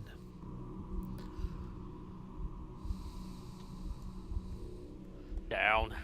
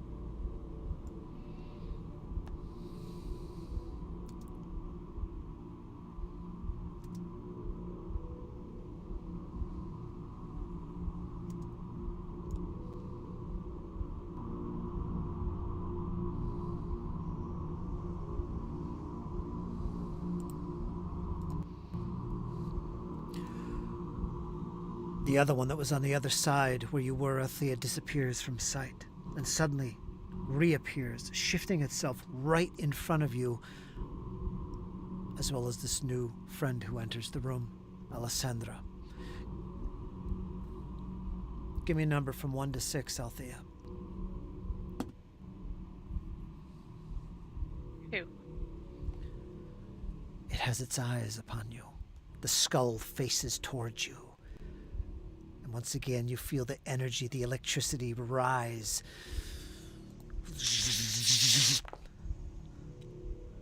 35.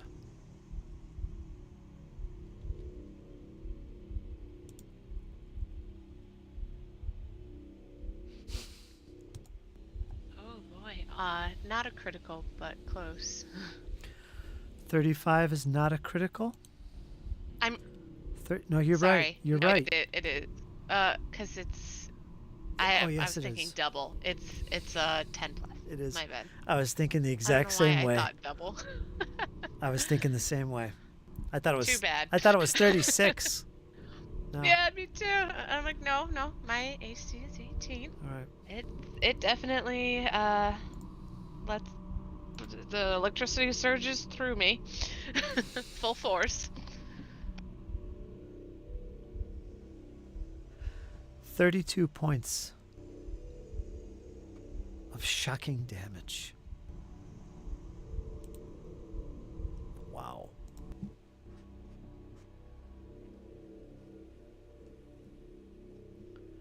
But it's still visible. It's clearly visible right in front of you. The other one, not so much. Let me put that one in hiding. But the other one's perfectly visible in front of you.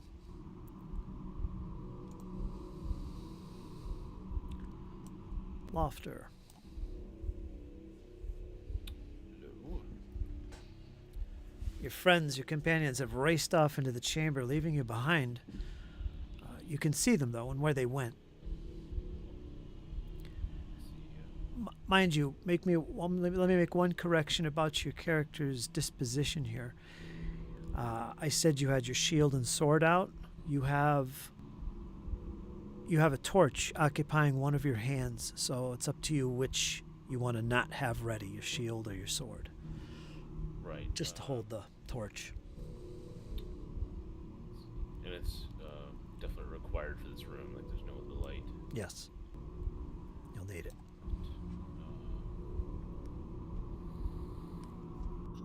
Could strap it to the shield.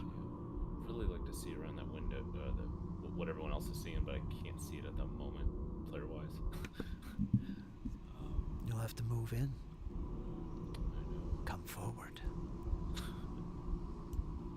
Yeah, I'll spend one action to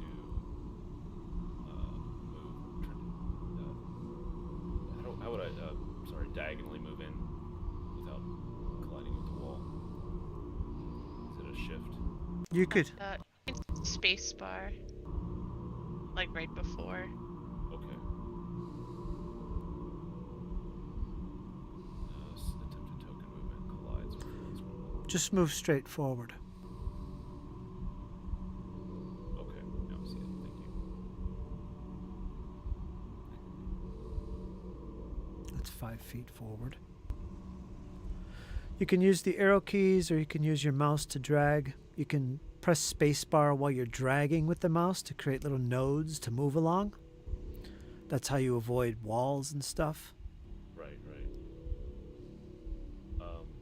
What Alara's standing in front of, is that? You could move. You could. Window. That's a door. You can move through her square. Okay. Yeah, I'll go ahead and do that.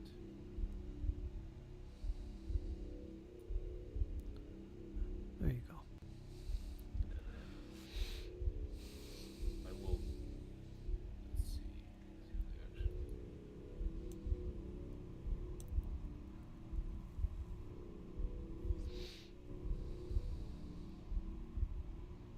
Let's see. I will drop the torch at my feet. Well, yeah, thank you. And unsheath my sword.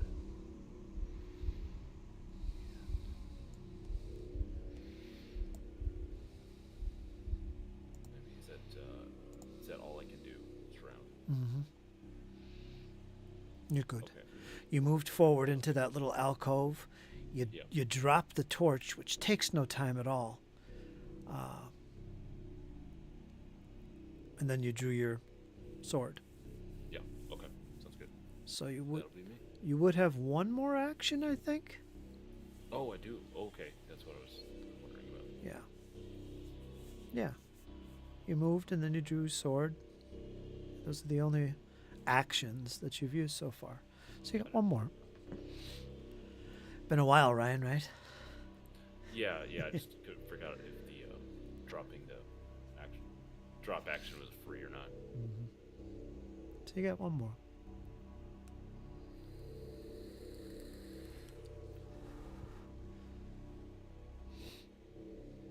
Not much you can do. Yeah. Okay. I will do this. I will pat.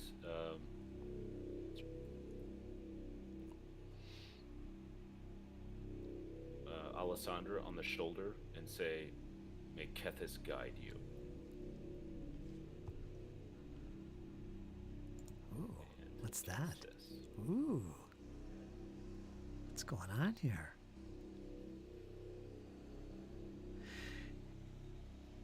Got it. Guidance. You ask for divine guidance, granting the target a +1 status bonus. Now, I'm going to teach you something here, Dizzy. You see that in the chat? Mm-hmm. You see where it says spell effect guidance Yes. and guidance immunity? Drag the one that says spell effect guidance onto your token, right from the chat.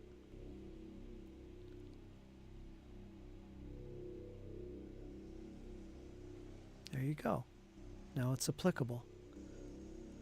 Anyway, this grants you a +1 status bonus to one attack roll, perception check, savings throw, or skill check the target attempts before the duration ends. The duration is until the start of your next turn. Lofter, that is. The target, you, Alessandra, chooses which roll to use the bonus on before rolling. So you choose. If the target uses the bonus, the spell ends immediately. Either way, the target is then temporarily immune for 1 hour from the guidance spell. So it can't be cast on you again for an hour. So you get a +1. That modifier will be taken into account whenever you attempt something in Foundry, because it's on your token. Very good. Very good, Ryan. Very good. Support roll. Something new for the fighter. What was that? Guidance. What? Where'd that come from? Nice. Stay tuned. Sheppy, you're still working on that damn lock. You're about ready to give up. Your friend next to you, Arthurian, has collapsed to the ground. All right. I will hero point this if I have to. I'm going to work the lock one more time. Okay, a thievery check is called for. Let's see how good you do. It was a natural 1 and an 8. That's definitely going to be a hero point. Okay.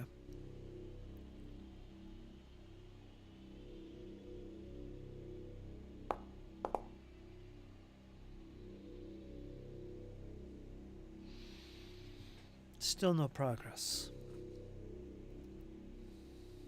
All right. But you know what you're doing. You know what you're doing. You're confident in this. Just, it's a bugger. All right. I'm gonna cast a heal spell on Arthurian. Okay. You begin chanting words of arcane. We'll do the one action heal.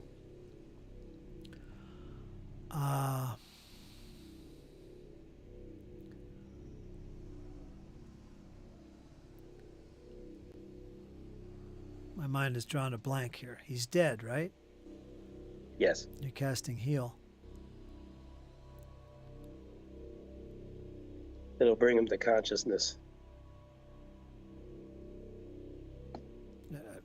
Sorry, my mind is just going blank here.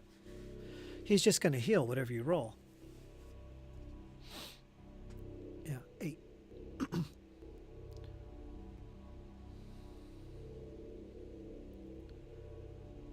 And with the last bit of time that he has, he will continue to work the lock. One more time.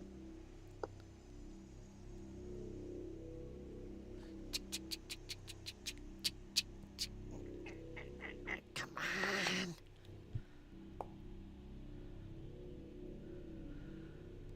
Putting everything into it?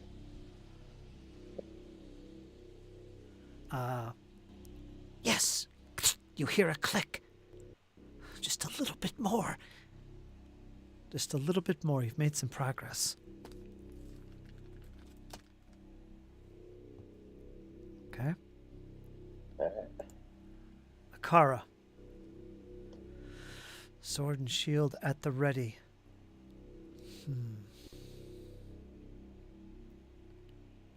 She rushes past the others.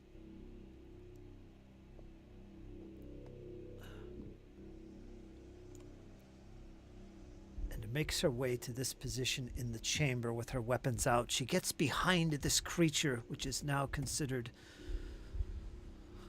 facing multiple opponents. We'll put it that way. And she strikes with her sword, which glows with magical energy.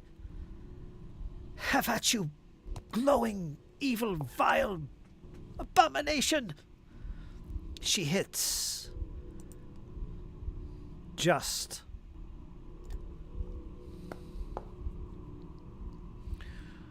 Okay. She manages to hit this creature with her glowing sword. Still considered barely injured, but she hit it, and she's going to strike again, calling on her god, Ayamode. Guide my sword! She swings again. She hits. Again, just barely. But the magical energies pulse whenever it cuts through this wispy creature. You can see parts of the skull fade as the blade cuts through it, barely coming back together again. She's damaging it. Oh, what did I do here? Wait a minute.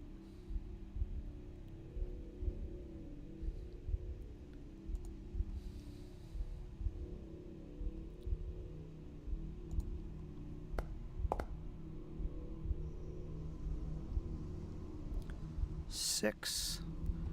I think I made a mistake there, but that's okay. We'll keep moving.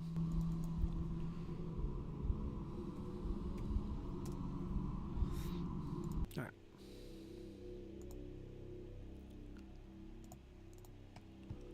Althea, you see these new warriors come piling into the room, one with sword and a big bright breastplate on, calling to some deity, Ayamode, I think you caught, and she's cutting back and forth, and she seems to be having good success against this creature that's between you and her. What do you do? I am thankful the gods have sent you. Please take care of these creatures. I have to tend to, my companions. I cut back again. Step right over.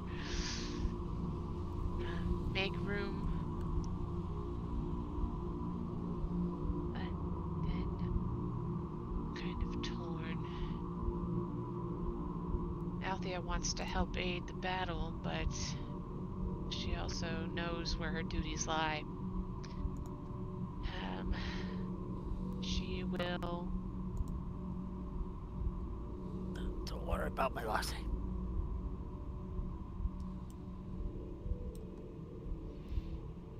Gritting her teeth.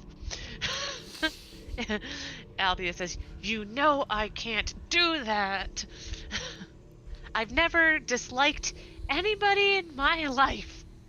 But you're getting close every time you fall to the floor. Now take it." And she kind of reaches down, and this will be a 2. She'll cast like the verbal spell and kind of heal Arthurian. AKA 2-action heal. I gotcha. I'm like, how do I express this? So she's like verbally and like with her hands casting it. Well done. Taking a little extra longer than usual. Well done for that well thought out plan there and description. Give yourself a hero point right away. You get one. I'm giving you one. You need it. Okay. Alright. There were better. How about if I click this? And of course it gives me D8s instead.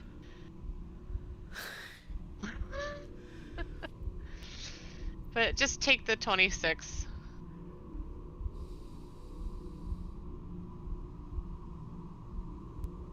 I hope you're feeling much better, Arthurian. Now, get up! Fight! I feel a wee bit better, maybe. Aha!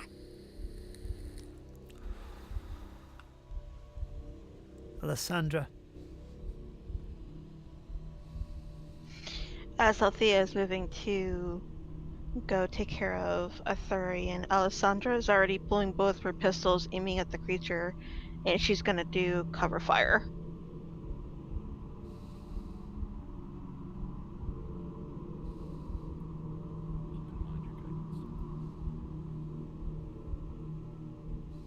That should be automatically. What is this? Put it in the chat.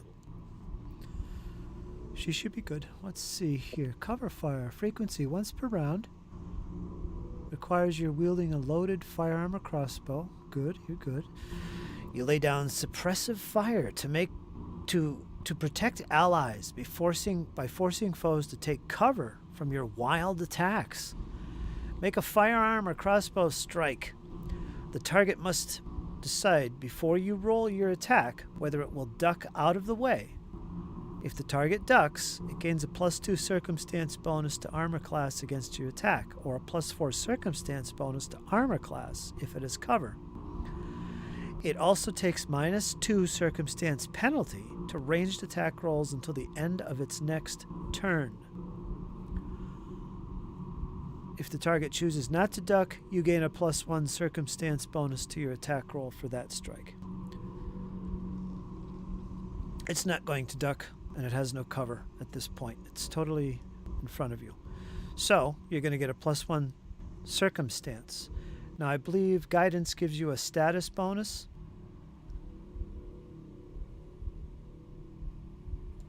Let me double check.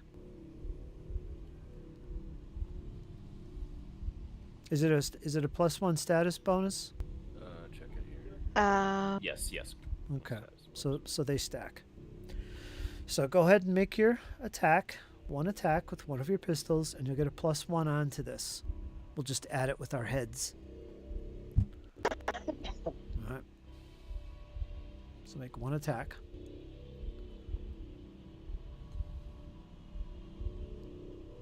That should have already been drawn. So that's for free. Okay. Don't worry about that. Sorry about It's okay. Here it is. That is... What is that? Is that For some reason, it acted really weird. That's damage. Yeah, it acted weird. I apologize for that. All right, roll the hit first. All right, let's try this again. Drum roll, please. Oh, 13. Do you want to use a hero point on that or no? Yep, using a hero point. Okay. All right, let's try this again.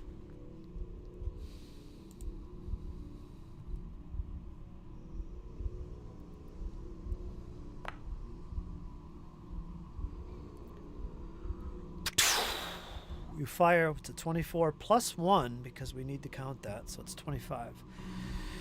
Your shot flies high and ricochets off the back wall. It's a miss. You have 2 more. Now, to fire again, you got to reload for 1, and then you got 1 more shot with it. So if you want to do that, you can do that. And Just reload and fire again. go for it.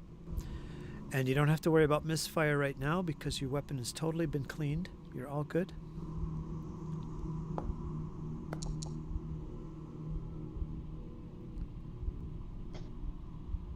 Second one. Let me see if you rolled the right attack. I don't think you did. Yeah, there's a -5 on that. So that'd be a 22. Yeah. When you roll to strike your second time, you're going to hit the one that says +12. You see that?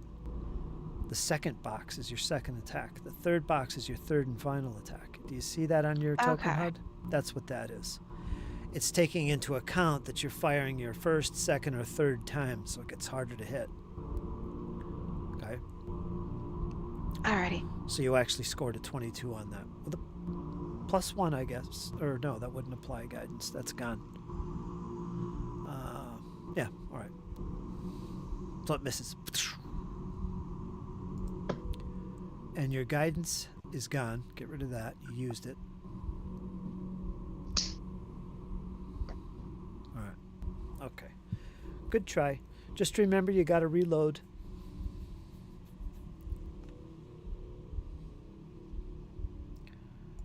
Okay. And seeing how Next is she Arthurian. was... You're done. You fired, reloaded, fired.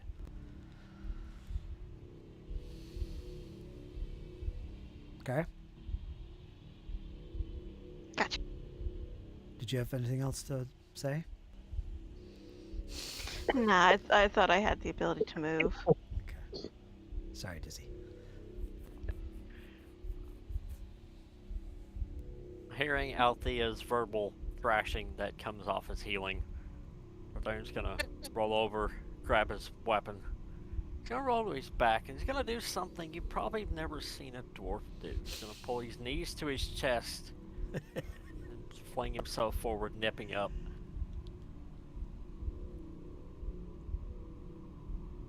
And he's gonna he's gonna move down, sort of block the creature from getting to this new lassie who's a wailing and a banging but ain't doing much luck. And then he's going to give it one attack. He's gonna swing for the fences.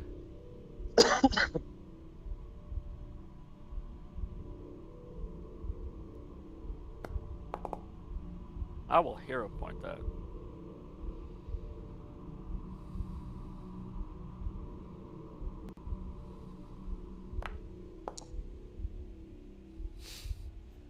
I don't think good enough. Missed. They swing wide. At least now we're surrounding it, so that'll be it for me.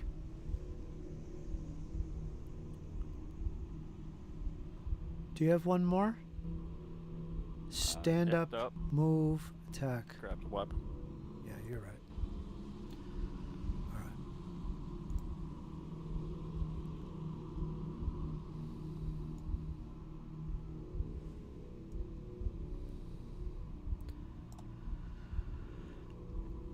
Give me a number between 1 and 6, Arthurian. 6.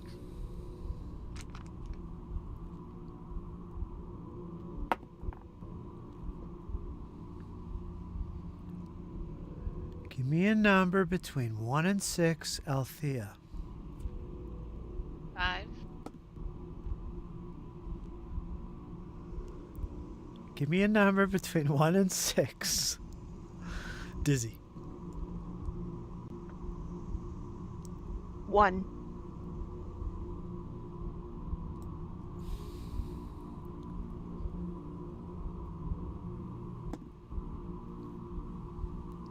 All right. After getting off those 2 shots and you begin to get ready to reload once again, you're grabbing at your cartridges, you feel electricity almost move through your body, briefly, and suddenly behind you it appears. The other one. And the skull turns to look right at you, and you look up behind your shoulder right at its eyes. And suddenly,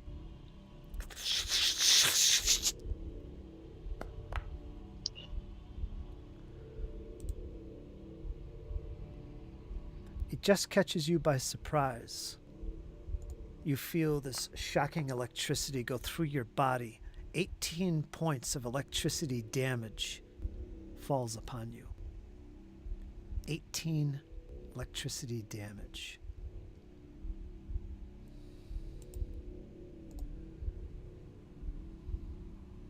And then it disappears from sight.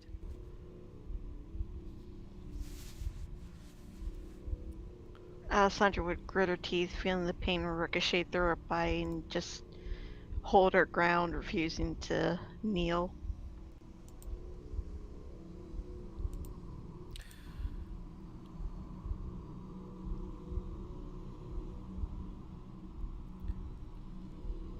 I need a flat check from whoever might want to try and catch this creature as it flies away, Arthurian.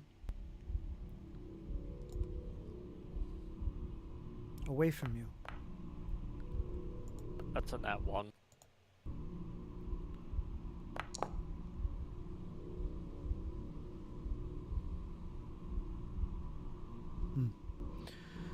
She used hers as well. I think paladins have attack of opportunity, or do they? I don't. Yeah, paladins. Well, no. I don't think. No, they don't. Okay. No, Not they so should later, have. but fighters do. They should have a reaction though, because that's something all champions have. Yeah, she does. Let me double check that and see what that is. It's called Retributive Strike. Trigger an enemy Trigger. An enemy damages your ally, and both are within 15 feet of you. You protect your ally and strike your foe. The ally gains resistance to all damage against the triggering damage equal to 2 plus your level. If the foe is in reach, make a melee strike against it. Huh. That's fun.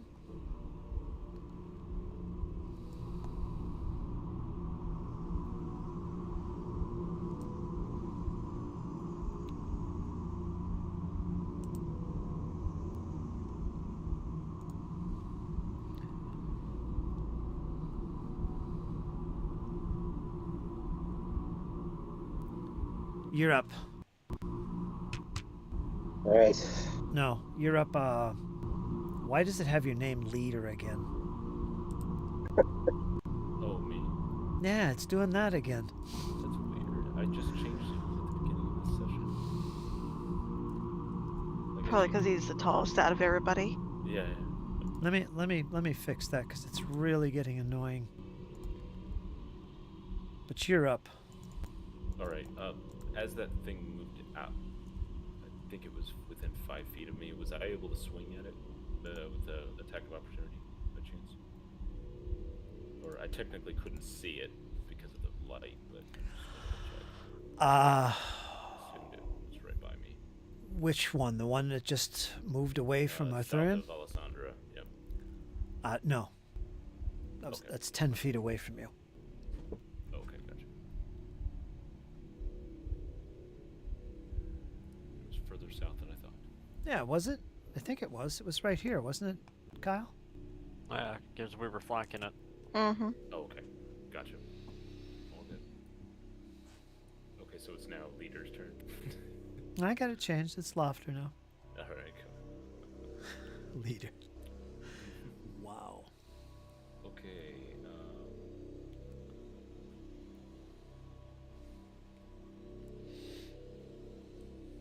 Step in.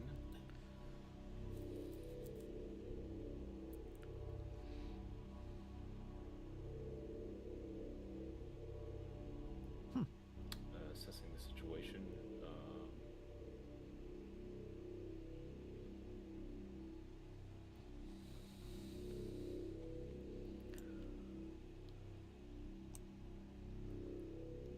Basically, I'm going. My thought is I'm pulling my shields up, and I'm just ready to swipe at anything that comes within range of me. You're, My friends. all right, so is there a trigger to this where you attack? You ready in action? Is that what you would like to do? Yes. All right, it costs 2 actions, which you're using now, and Do me because I've moved. all you have to do is state the trigger and what the action is. What is the trigger? Trigger is head pops up, reappears within range of me. Gotcha. All right, so ready to action. Sheppy, you're almost there. You're trying so hard. It's gotta give. All right, come on. Let's get a good roll. Here we go. Thievery is being tested. I have one more hero point. You gotta. Right when you're about to use your hero point, it goes clink, and it falls off his ankle. You've done it. His leg is All right, free. I'll pull him out of the light, being careful not to touch the light.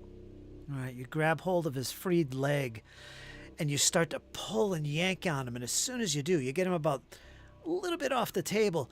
Suddenly, he comes to an abrupt stop. His other leg is chained as well as his hands are as well, and he almost pull him in an awkward way. It hurts. Ow! He screams in pain. Ah! As you pull on him to get him off the table. There's 2 other chains that have to be unlocked.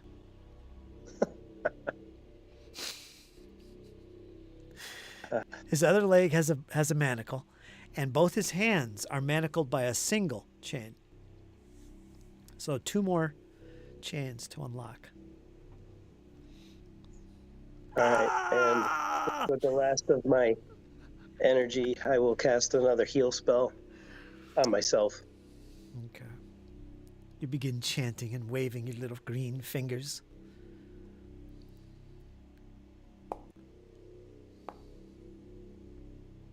Three.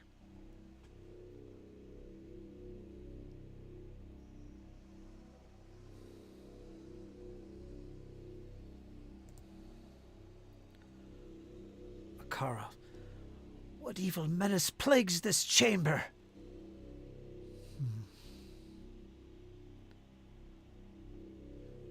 Big glowing green balls of thingies. Outta. They shot lightning. Get hurt. She runs past you, Lofter. Let me put her here temporarily. She's actually in the same square as Lofter. She's going to attempt to hop up on the table.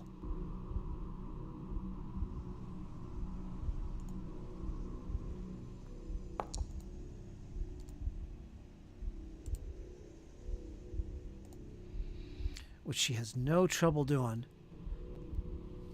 in one single motion. So she moved 10 feet. And from this position, let me see. She's going to attempt a flat check in this square right here, where that one creature was last seen. She needs an 11.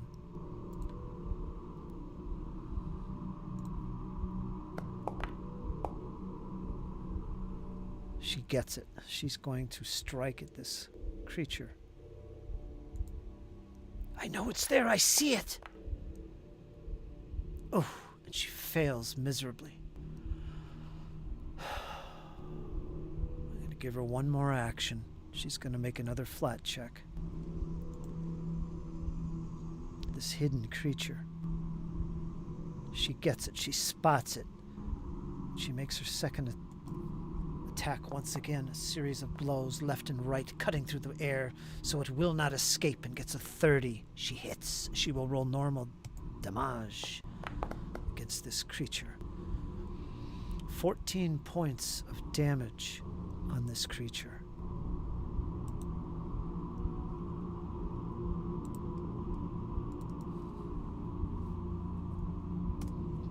And you can't see it, but she sees it.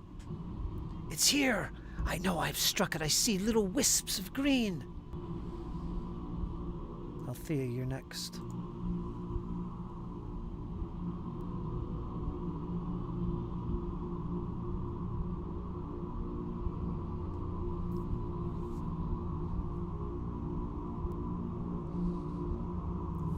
She will try to track these creatures down. Now, this square here is a hidden creature. Right here is a hidden creature to you, Althea.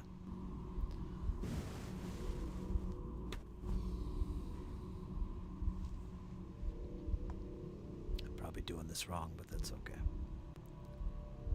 I'm going to...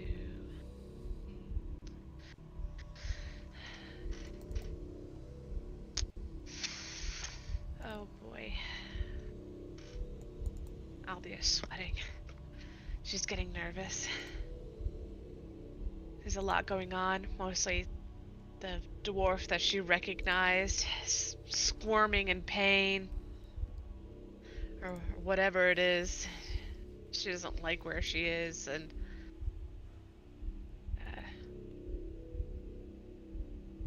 she cuts through the wall of people in a straight shot. There's too many of us.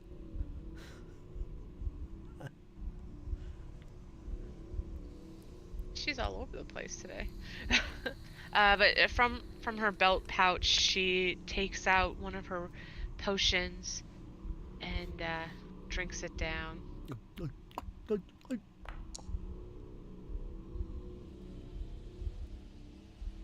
10.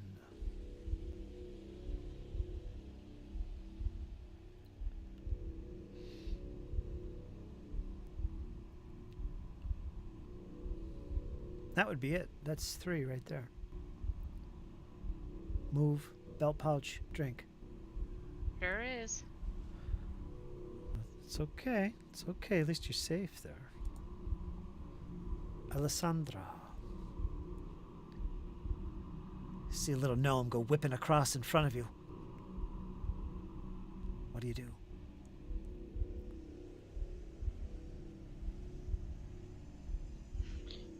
Would Alessandra have seen where Akara was striking? Yes. Okay. She told everybody right where she was striking. Alessandra is going to move.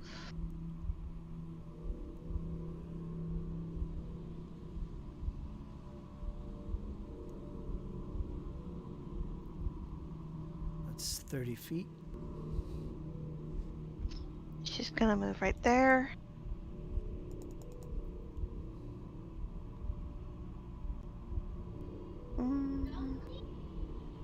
Your speed is 35.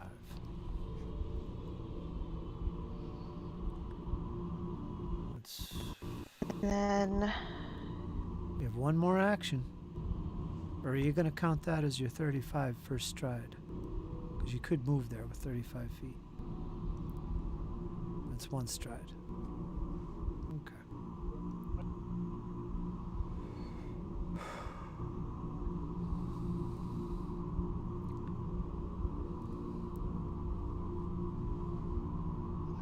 now, during her downtime, as everybody else was taking their turns, would she have already reloaded her guns, or would this cost her the rest of the time to reload her weapons? You have to reload.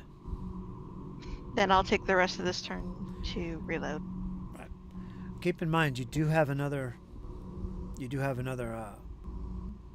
flintlock pistol, which is already loaded. But you got to draw that. That's another action to draw. So it's the same thing. Either reload and fire or draw and fire. I'll spend the rest of this time after movement to reload. Okay. You still have time to fire.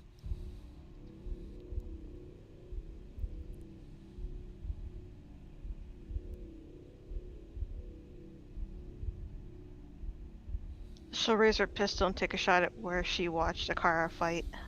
Okay. Make a flat check. 11 or greater. It's hidden.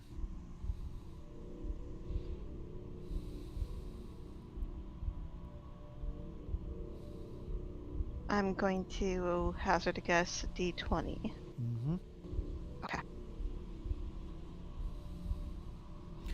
You can use hero points on this.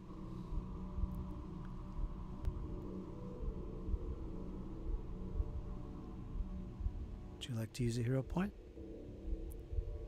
Because that failed. Don't think I have any left.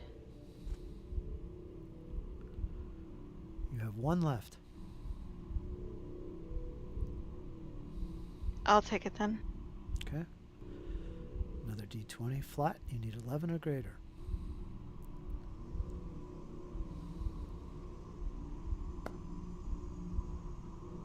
Nice. Got it. Okay, make your attack. Your aim is steady and sure this time, Alessandra. Yes. Ooh, natural 20. That is a hit, which becomes a critical hit. You're going to do double damage, so roll your critical button. 8 points. Now, let's look at the math on this real quick, since we haven't used this before. It's D4 piercing. You have fatal D8, which is a plus D8. So all that totaled, multiplied by 2, comes to an 8. In this case. It's all right. You strike true.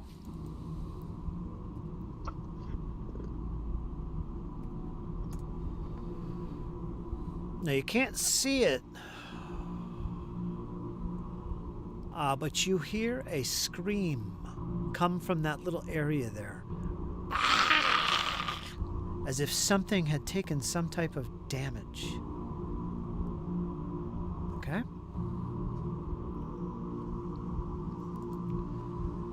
Arthurian, you're barely Hello up. there. How you doing? You're barely up. What are you doing? Maybe you can tell me if I can do this or not, but I'd like to take a scoop of dust off the floor and then throw it over that particular square where we last saw the creature. There's no dust or dirt on this floor. Okay.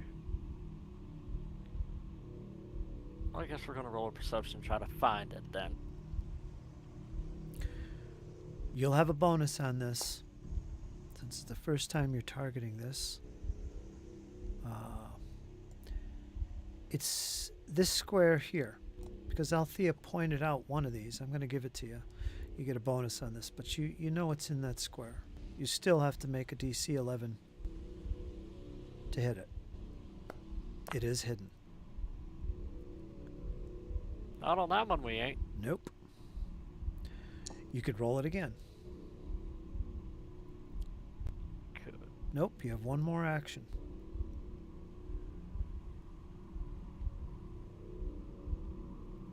One more flat check.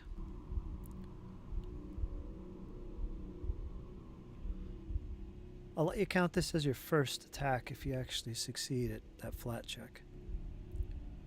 But then you're done. Might as well. Yeah, no, not even close. What is happening, Kyle? 9, 3, 6. 17. No. Right down the gullet. Okay, you're done.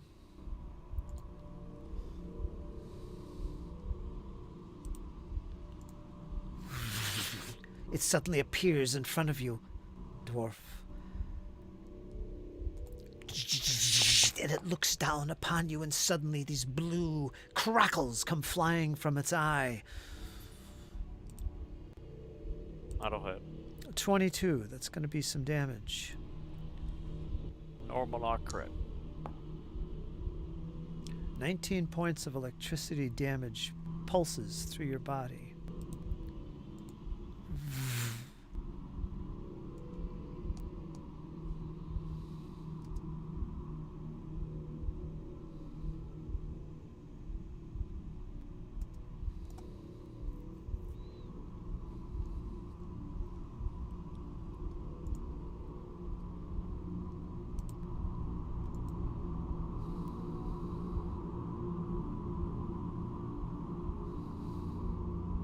One appears behind you, Sheppy.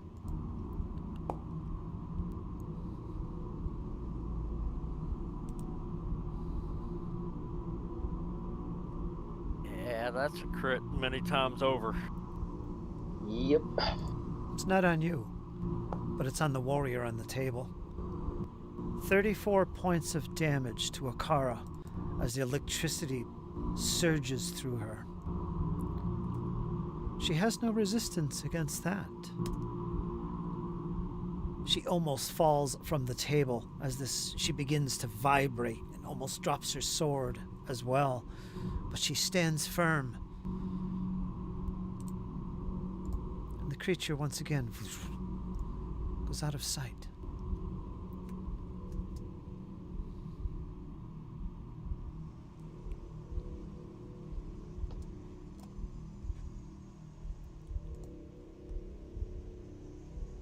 Laughter. All right. I'm going to call in Kethis to guide me. You are. Who is this Kethis? What was that? Nothing. I said, who is this Kethis? Everyone is thinking. And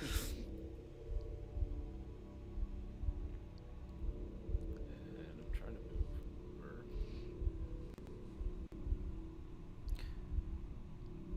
It's not letting me move. I see what you're trying to do. Let me see. I put you there. I don't know. You must be having an issue on your end. Yeah, I don't know what's going on. I couldn't. There's nothing there. Okay. Okay, that's 5, 10, 15. Yeah. Or Alright, 10, so that's 10. move there, and then I'm gonna strike where Arthurian was striking, where that thing previously was. Go ahead.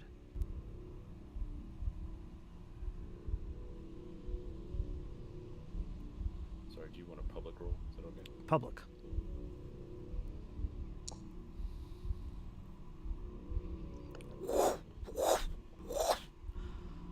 Nothing but air. Nothing connects. Okay.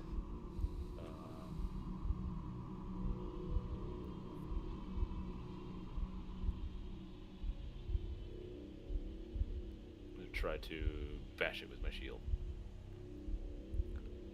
So it'll be the secondary attack, right? Mm-hmm.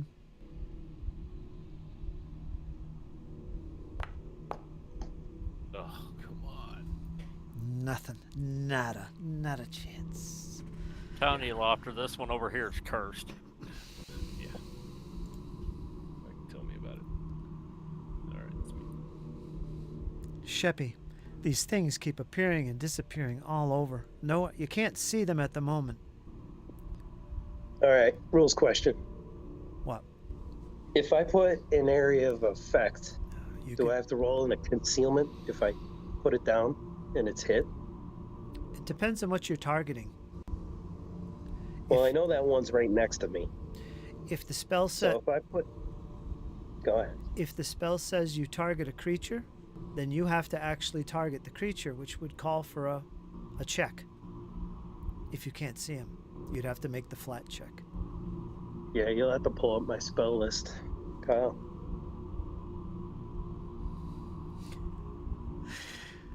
Kyle's bad Check, rolls are going over on the Sheppy Check out tonight. Burning Hands.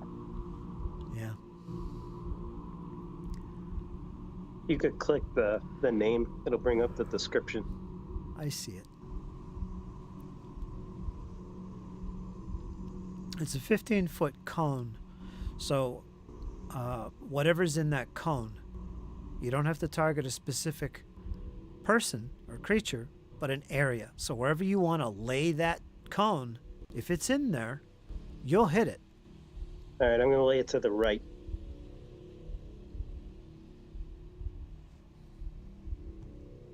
Like that? Well, move it so the right angle is more flat with the table. How do I turn it?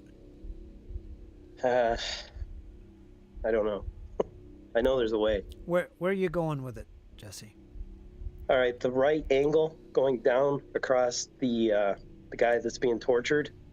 I want to make it flat with the table. You Move want it it to up. run parallel. Right. Something like that. Yes. I know. Yeah, that kind of deal. I know what you mean. Yeah, you can do that. Okay. So creature has to make a DC 20. Okay. Flames appear and fill that whole area, not catching anyone else, of course. You're not sure if you hit anything. You don't hear any responses, and the flames die down. Now, I'll give you some advice here.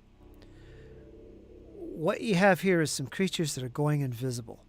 Now, if they don't move but go invisible, they are hidden to you.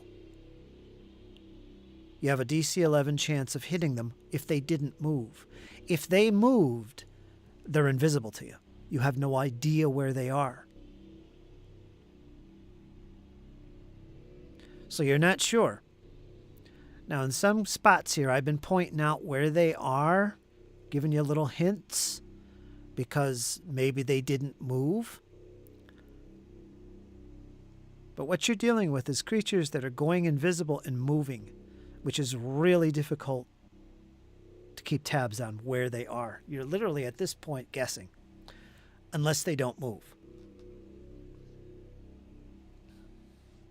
Well, the only reason I'm saying put it that side is because we were hitting him. The paladin was hitting him right there. Yep, you were.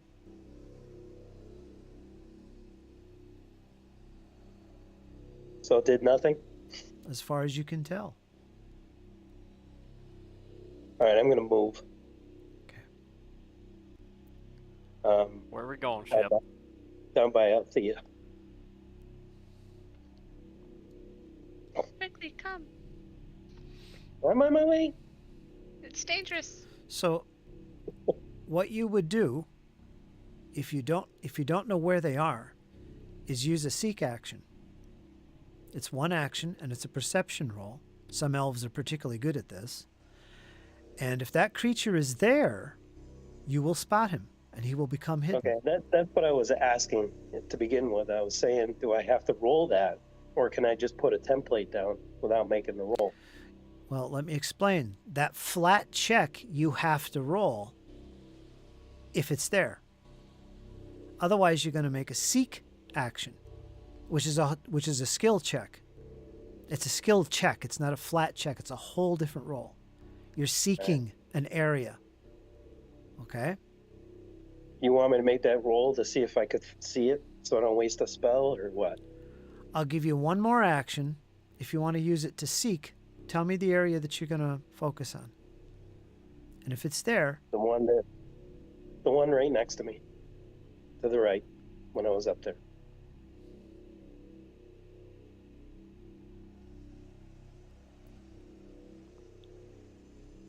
Okay, go ahead and make your blind perception roll.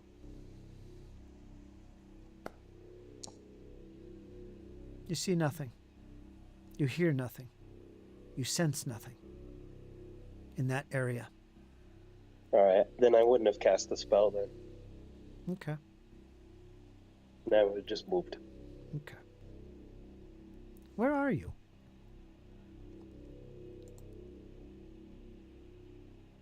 Down by Althea. Yep.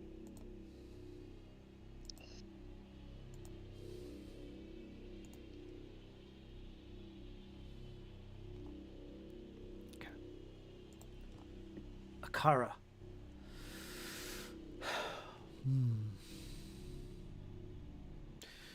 She's going to use a seek action to everywhere within 15 feet of her. I think that's the range.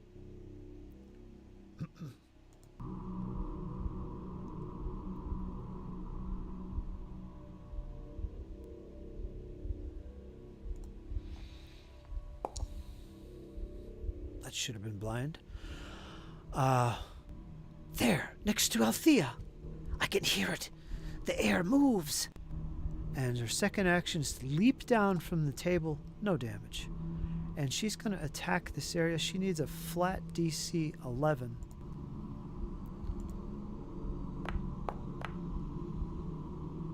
She does so. She's going to attack at that space right next to you, Althea.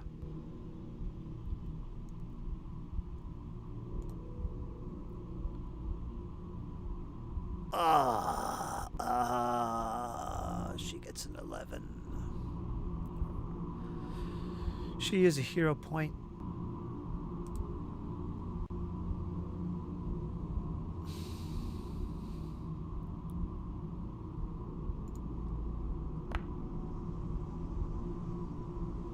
$15 is not going to do it.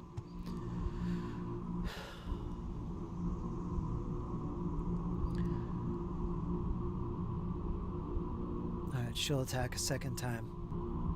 She needs another DC 11. It's considered hidden to her at this point because she knows where it's at. 18, and she's going to attack a second time.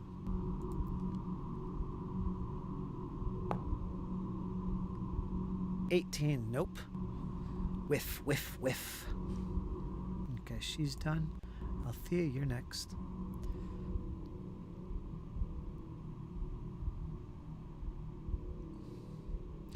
Now, technically, I have to use an action to point out where this creature is, so that everybody else can get a bonus on their check to spot this.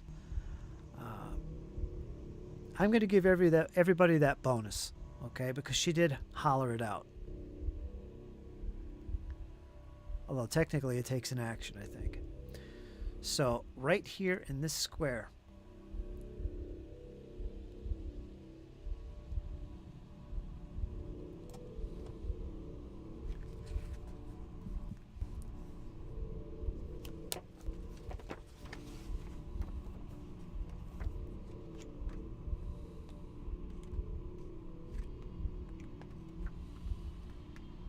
Oh, Sheppy, Sheppy.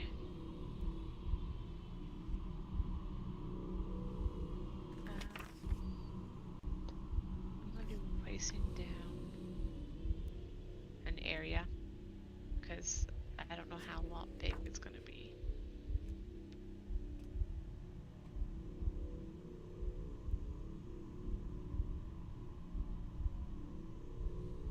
Okay, that should do it. what is that? What are you doing? I wanted to make sure I can hit. Alright, so Althea is going to cast Sound Burst. Ooh. And she's trying to do it in such a distance and away, because the range is 30 feet, but then it does a 10-foot area burst. She's trying to angle it in such a way that it'll catch not these new possible allies, but where she predicts these creatures are going to be. And she thinks like one of them might be near Sheppy, so she kind of closes her eyes and verbally casts while she's waving these hands around, like her small little hands around. Even Binley is just like mimicking the hand movements because he can. Good old thunderclap for the win. So in this case, yes, you'll have to make the creature, if it's in that area, because it is an area attack. There is no target other than 30 feet from me. They have to make a fortitude save, and it's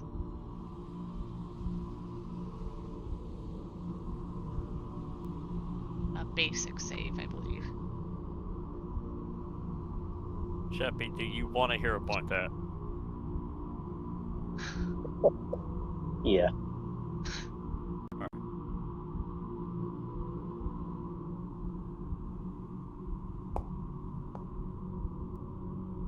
Much better. It was worth it. Yeah. So good old thunderclap has been breaking heads and eardrums for a long time. So I'll roll damage. It's 16, so Sheppy, you take 8, unfortunately. So you were successful, but it does half damage. Do I And see? you are my friend. Trying to kill me. I'll massage your ears later, Sheppy. I'm so sorry. Now you know how I feel every stinking time. Does it look like, other than Sheppy, that I've hit anything with this sonic damage? You're muted, Drugs. Althea, this little gnome, she begins chanting and moving her hands about.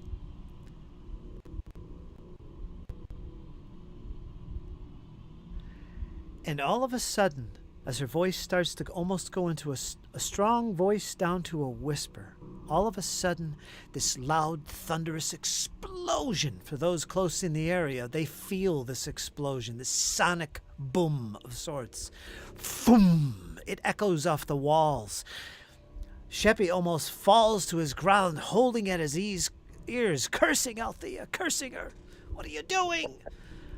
And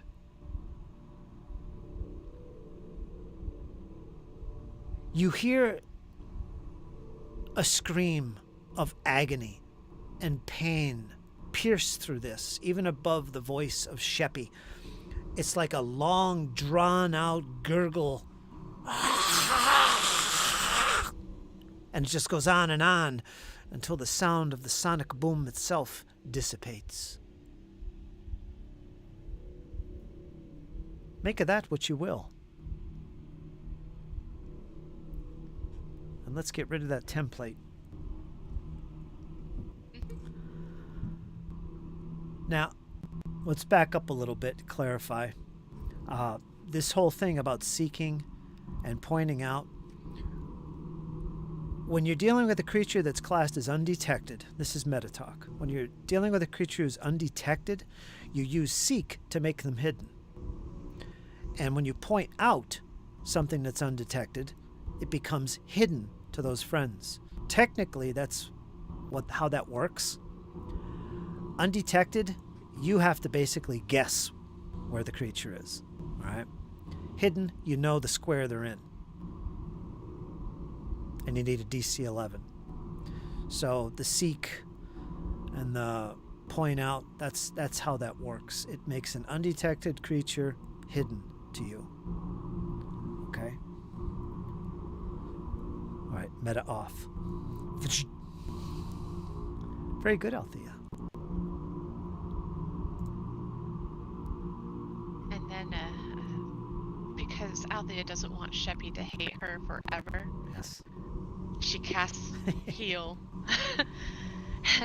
and puts her hand on the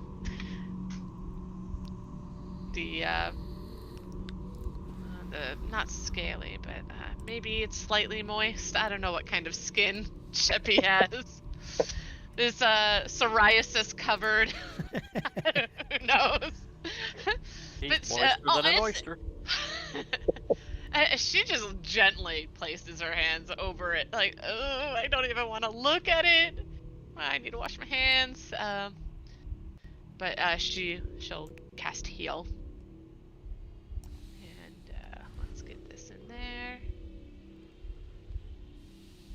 Oh, perfect. That was max, so that's 10.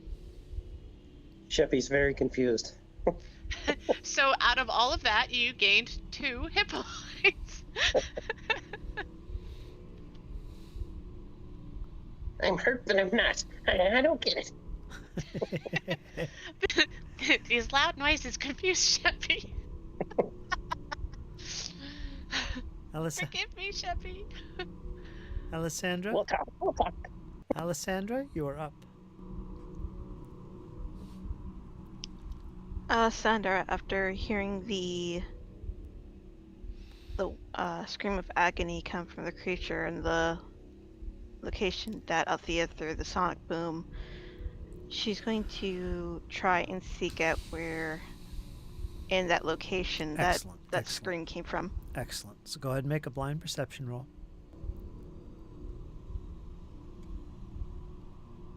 You said blind perception? Mm-hmm. Okay.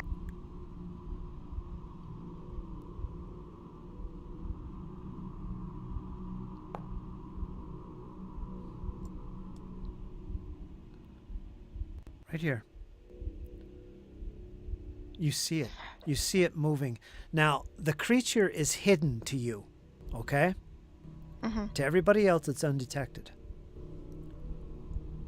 So you can attack it directly. Now, and you'd need a DC 11. Now, another option is to point it out.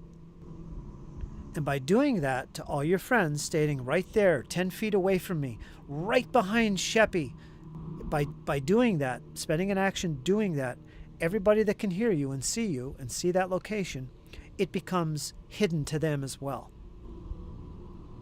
Okay? You could do that.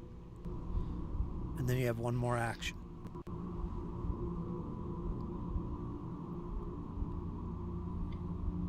She's going to, while she's reloading her weapons, she's going to immediately point to the spot beside Sheppy and yell out for the rest of the group around her. Okay. The creature's right beside the goblin. The fuck you just say?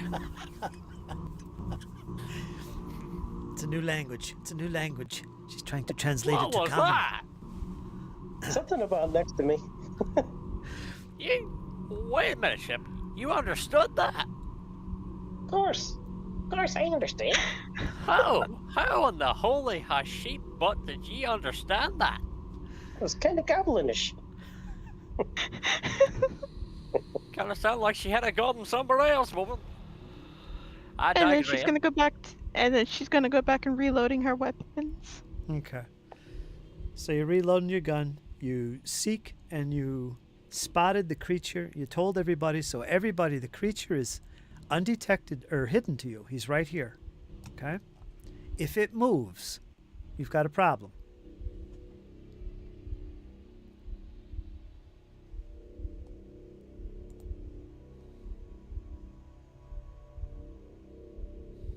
Arthurian.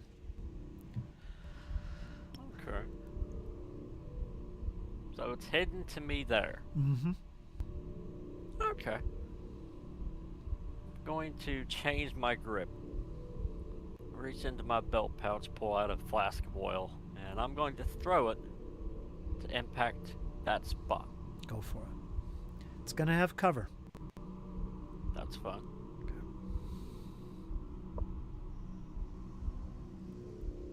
What do I need to roll for this?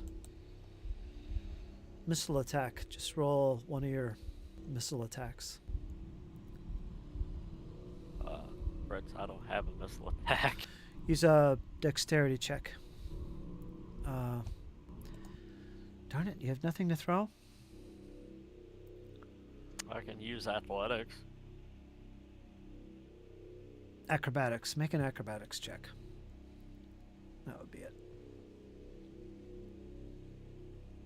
Okay. It smashes And against I'm the far mainly wall. hitting the ground. Or trying to, like, I'm not trying to hit the creature, I'm just trying to paint an area. That way if it moves through it.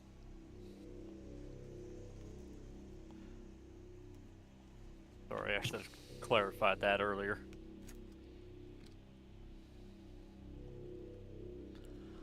Well, first of all, make your DC, your flat check of 11 to hit this target. You're aiming at a creature, not the ground. 4.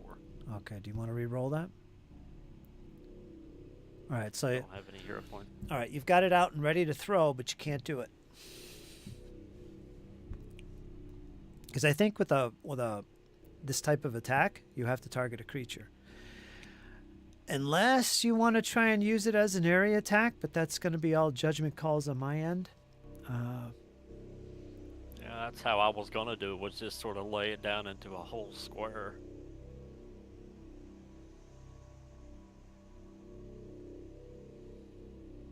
Since she pointed out where it was, he's trying to make it a little more visible.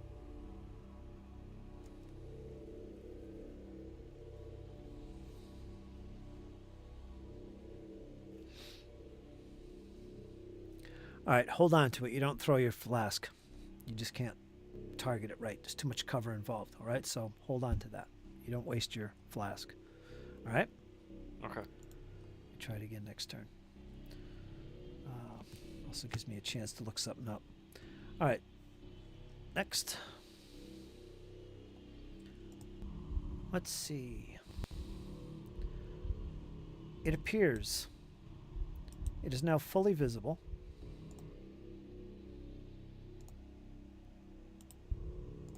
Right there. It appears. And it looks towards the paladin.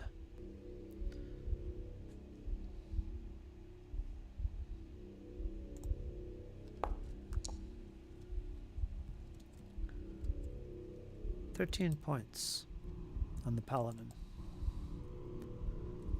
as the electricity surges through her body. It moves. Alessandra, electricity comes at you. It misses. You manage to dodge the bolts just in time. It remains visible at this point.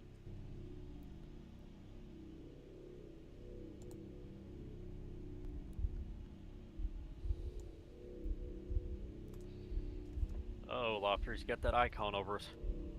Yep.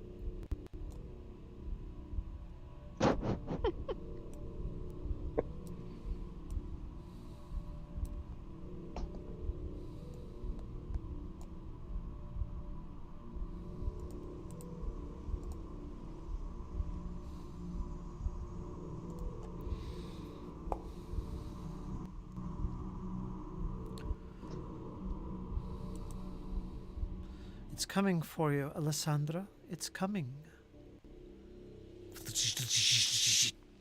While your back is turned and you see one in front of you, another one appears from behind. And there you feel the electrical shocks penetrate your flesh and burn your clothing.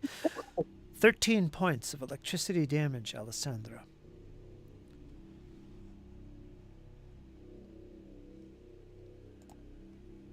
Lofter. Crap. Is that what you say? How's your hawk doing? Still sitting on your shoulder, I imagine. Yeah. What's going on here? Get me out of this mess. He's Lofter's assessed the situation. He's holding that bird back. Not sure. Be a good idea right now. Were you gonna say something? I was just gonna say, this time she just lets out a horrifying scream as it just pulses through her.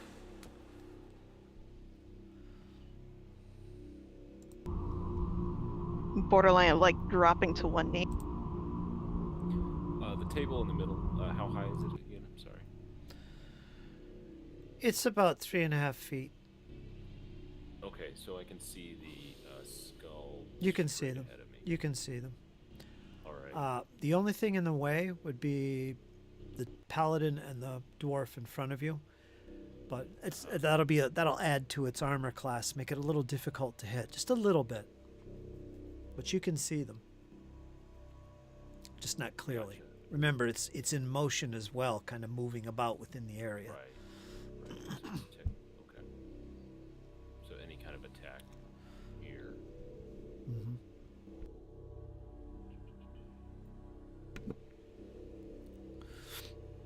We'll take a break at the 9 o'clock mark. 6 more minutes. Losing my voice.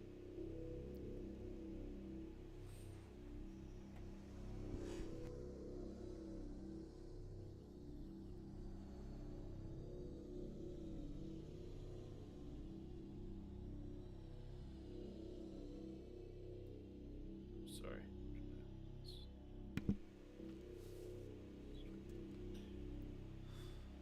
10, 20.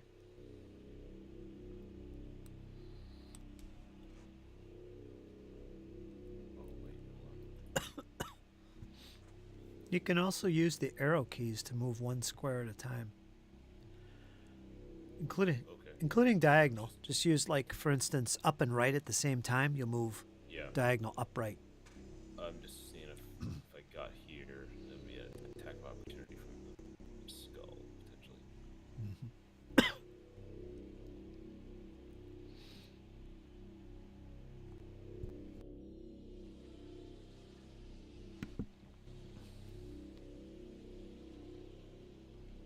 I'll just move right here then.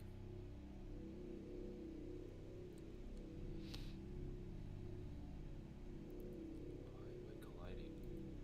Make sure you're clicked on your select. What's it called? You could be in measuring tool. Yeah, I was in measuring tool, but now I'm in select token. It's not moving for you? Let me do it. Yeah, I'm just trying to mouse over so I can read the streaming navigation. Sorry. Is that okay? Select targets is what I should be clicking on, right? Token controls Target symbol.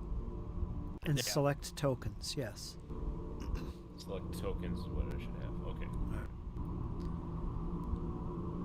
Alright, so that was one movement. Sorry, and then I'm going to swing with my longsword. Yes.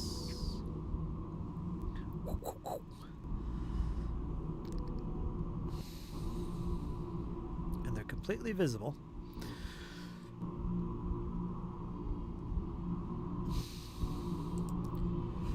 You just hit, you cleave, you cut right through where its skull is located. Go ahead and roll damage. 7 points of slashing, I believe.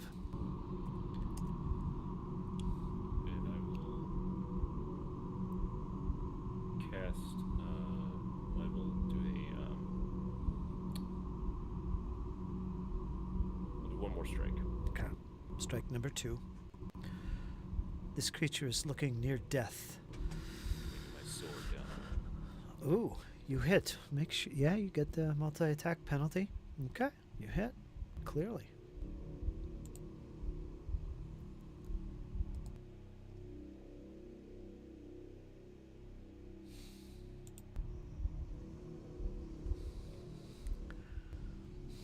Actually, you missed. I'm sorry. Oh.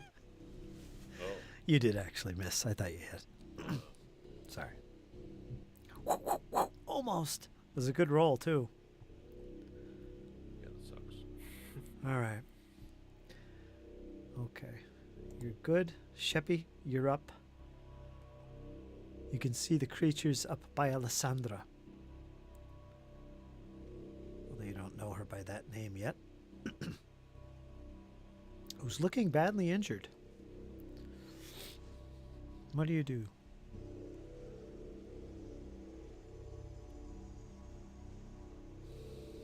You're muted, Jesse. If you're there.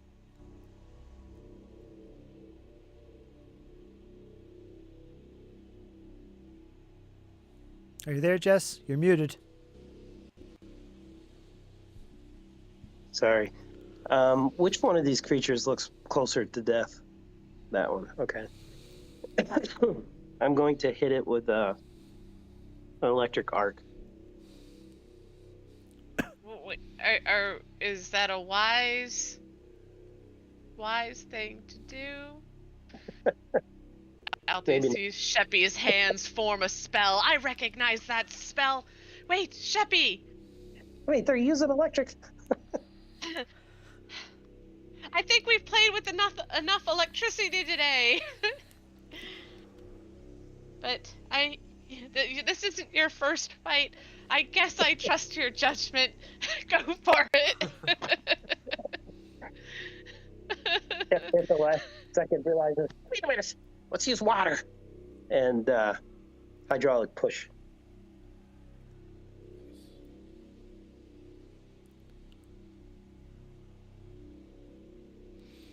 Okay, range spell attack roll.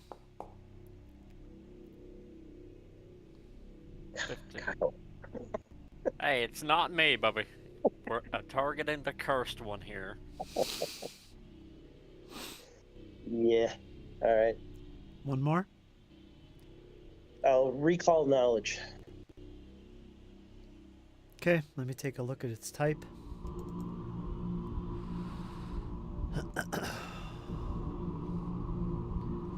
Cultism.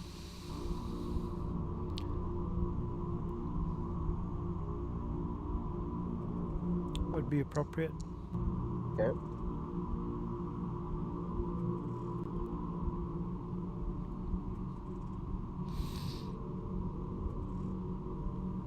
Can't tell what this is. They look somewhat familiar to you. There's something about them, but you can't place them. You can try again in a combat. I do allow that. If you do fail. Okay. Something isn't clicking.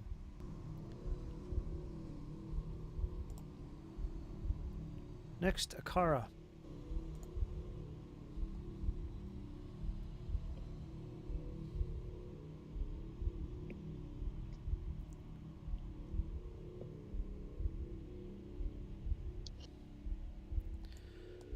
She's going to 5 foot forward, and then she's going to attack. Letting out a battle cry. Ah! She misses terribly. She's going to attack again. Ayamode, do not leave me. She's going to attack. No, she can't. She's done. Going to go to Althea.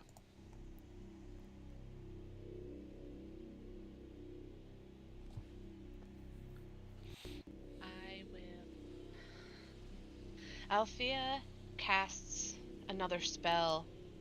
This time it's aimed at her newer ally. I believe this is Alessandra. And she'll cast Forbidding Ward.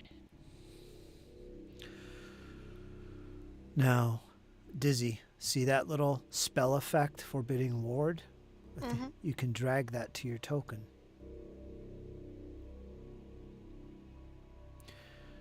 You ward an ally against the attacks and hostile spells from the target enemy. The target ally gains a +1 status bonus to armor class and savings throws against the target enemy's attacks, spells, and other effects. The duration is sustained up to 1 minute. So Althea would have to sustain that every turn to keep it applying. Otherwise, it'll wear off when Althea's turn comes next. Okay? So you get a nice little bonus there. Thanks to Desna. And I'll also rummage through my belt pouch and take out another healing potion. Okay. Alessandra. You feel the magical energy in a ward around you, protecting you. You're also surrounded by these creatures. These glowing skulls emanating electricity. I believe you are reloaded, correct? I think you reloaded. All right, so you got a shot if you want. Or you can pull back, get out of range, and then shoot, whatever you want. Right now you're almost surrounded.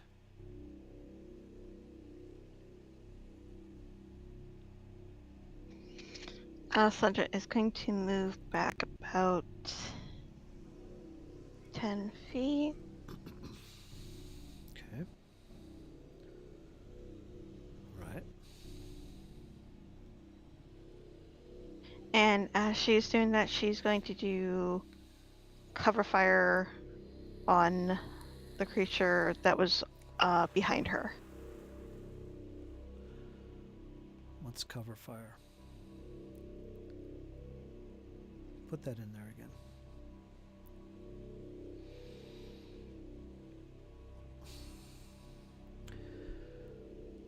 Which target? The one that was standing right behind her. This one? Oh, that one above. Mm-hmm. The one closest to Lofter. This one. Correct. All right. It's not going to dodge.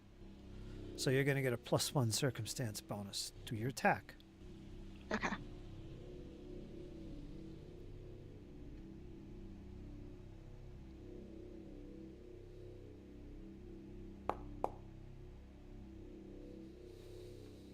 Which is a 27, which just hits.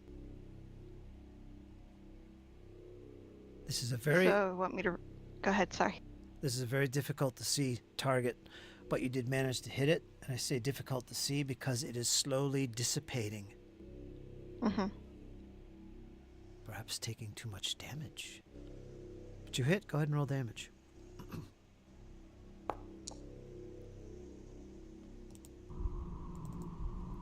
Two. Now, does she have enough to take one more shot at it? Well, you moved. Mm-hmm. You're already reloaded.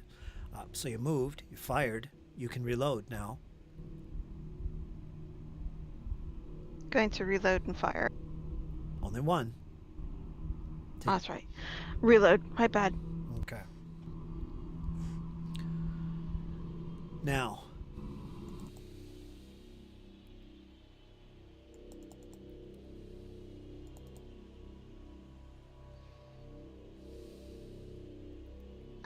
I'm still trying to get used to this. It's all good. They'll start small.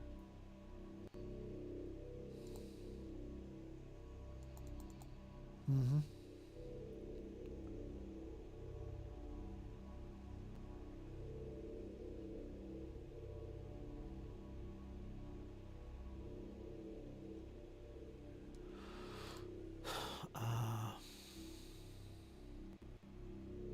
Wow.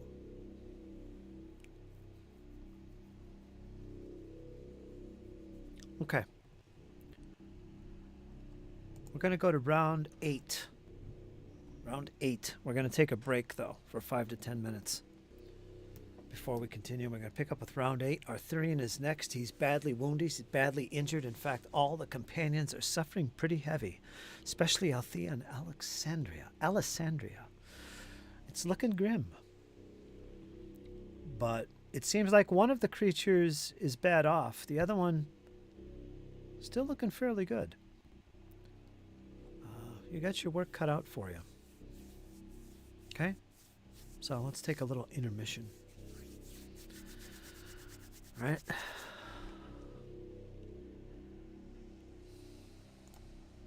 All right, folks, we'll be right back. Going to intermission. 5-10 minutes. We will be back. See what happens. Can they overwhelm these strange, glowing will-o-wisps? Perhaps. We shall see.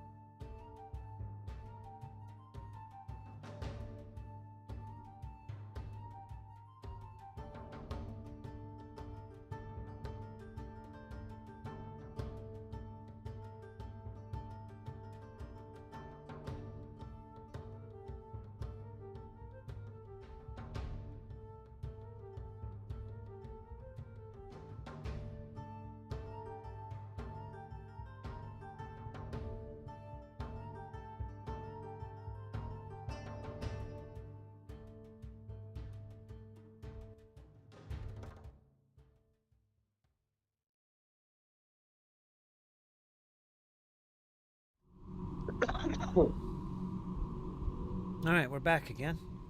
Picking up part 2 of this session, 41. And it's looking pretty dire. Companions are having a tough time taking care of these 2 little ghostly apparitions. We'll see if they can defeat them and rescue this dwarf, perhaps. Brilda's son, according to Althea. She hasn't told the others yet, but yeah. We'll see what happens. All right, round 8. Arthurian, you are up. You've got a flask of oil in hand, and you're mad. You're angry. What do you do? I'm gonna move. Arthurian's gonna jiggle his way past Sheppy, and I'm gonna try to throw that flask of oil on this guy. Okay.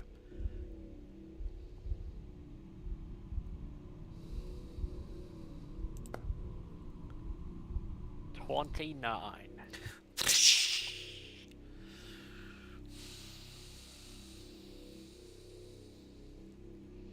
So he's now covered in oil.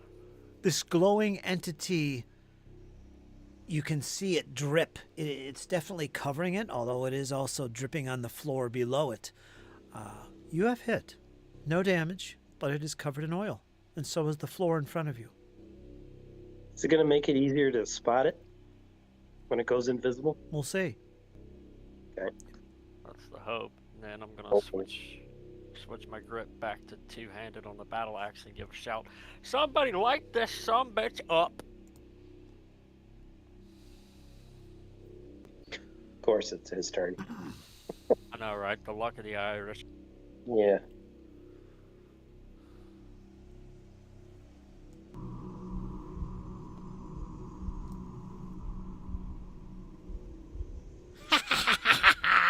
It laughs. It shifts its position.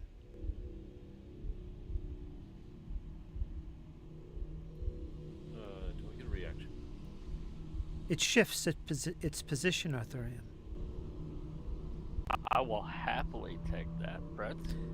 If your weapon is at the ready, you can attack of opportunity as it pulls away out of range. That's a nat Oof. 1. Now, that ain't happening.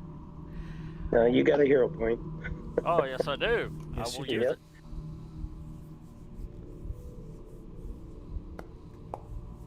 $25. You miss. Wow. And it's now closing in on you, Lofter. And it's not moving out of your attack zone, so you don't get your attack of opportunity. Only when it moves out of your zone. Okay, so that's that. It's going to attack you, Lofter. You feel the electricity vibrate around you. I mean, if it uses electricity, it could light itself on fire.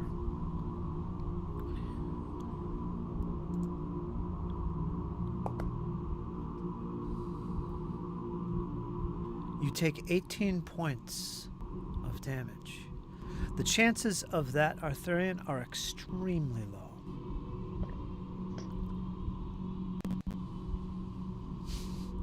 But still a chance, you might argue, correct? Yeah, still a chance. I mean, it is hot lightning after all. I mean, with our luck, go ahead. Nope. Yeah. There was a chance, I rolled it. Too bad that's not a melee strike.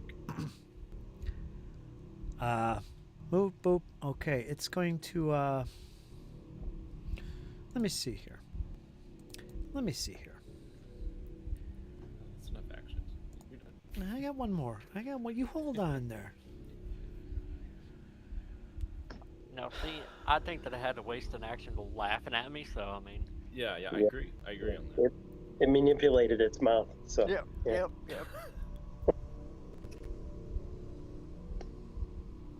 We're terrible players. They're trying everything.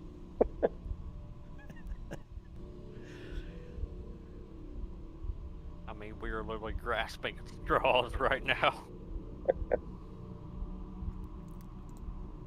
Maxipod.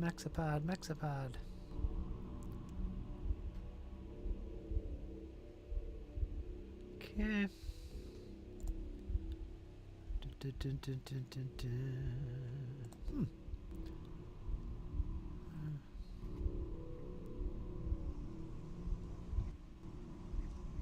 Okay.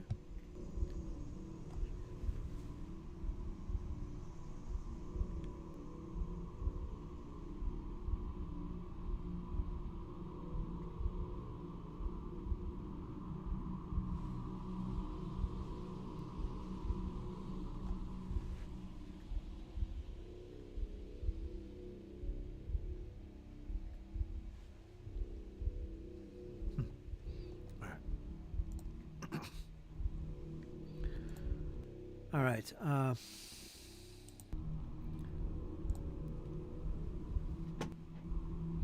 It disappears, oil or not.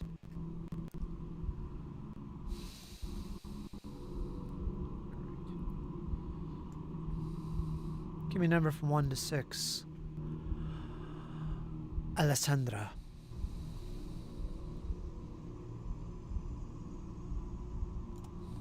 1 to 6, Alessandra. 3.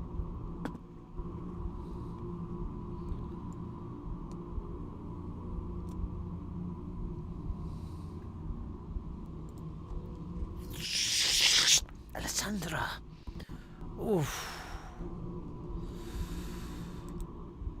That's never good.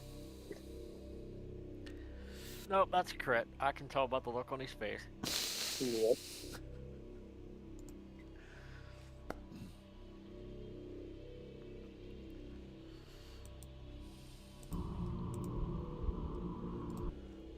"24 points of electricity damage.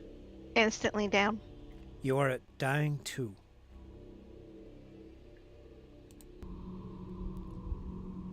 Told you that it was a crit. Let me check my paladin.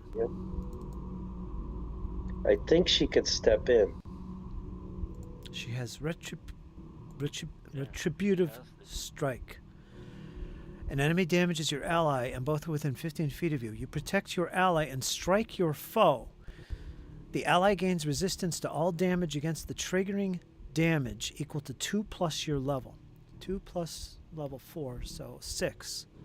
So you'd have resistance 6 against this. So whatever damage you just took, minus by 6, I think you're still going to be dying. If the foe is within Don't give reach, it an attack. if the foe is within reach, make a melee strike against it by the paladin. So you'd still be dying 2. It is within reach. It's able to use its reaction, I guess. Yeah, reaction. That's what this is. To strike as well. So Akara lashes out with her blade, which is at the ready. And fails to strike at the wispy creature. It wasn't public. You have to roll again. I could make it public. We're trying everything. All right, next. You're at dying 2. That shield symbol on you, what is that for? Forbidding ward? Oh, which was not kept up All right, right click that. or sustained. Okay. All right. Next, we're going to go to Lofter. Don't forget to move her in the initiative. I need the damage to take the damage that I got earlier. I did see a thing I can click on in chat. To make it happen. What was that, Lofter? You took 18. Was it 18 damage? Yeah. Okay.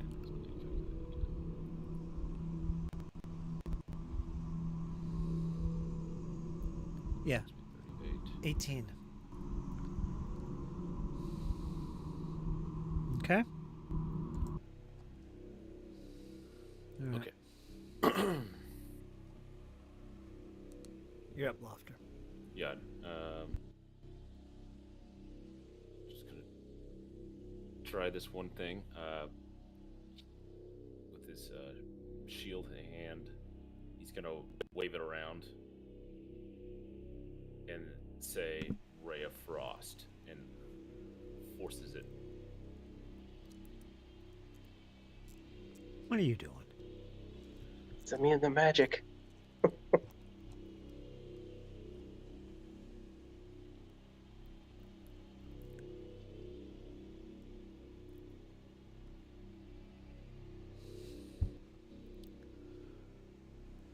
Cantrip. Lofter casts Ray of Frost. Yeah, so drop the spell effect on the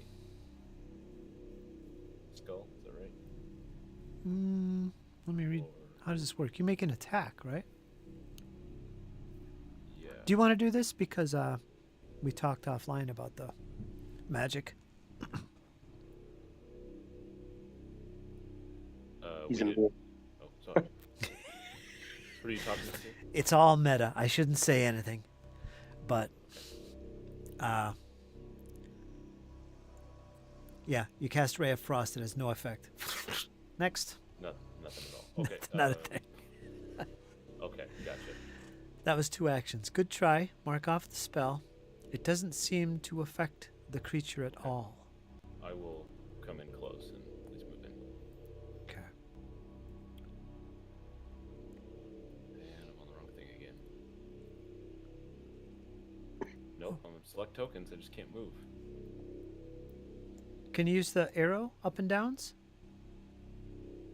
There you go. It's the mouse. Oh, Not sure why it's doing that.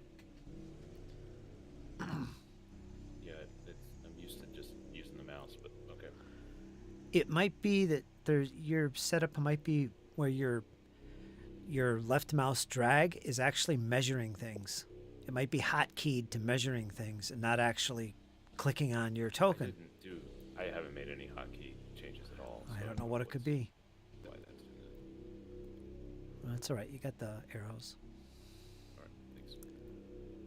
Next, Lofter has shifted his position, closing in. Sheppy, what do you do?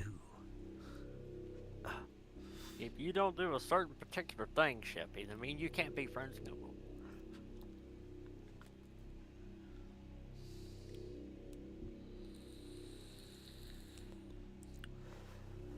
Are you there, Shep? He's muted. We're over here, Sheppy. Hi there. How you doing? He's hiding. Okay. There you All go. right. What is it? My turn. It's your turn. Okay. Now the one we doused with oil. Can I Disappeared. make a perception check to see if I can see it? Yeah, you could make a seek action.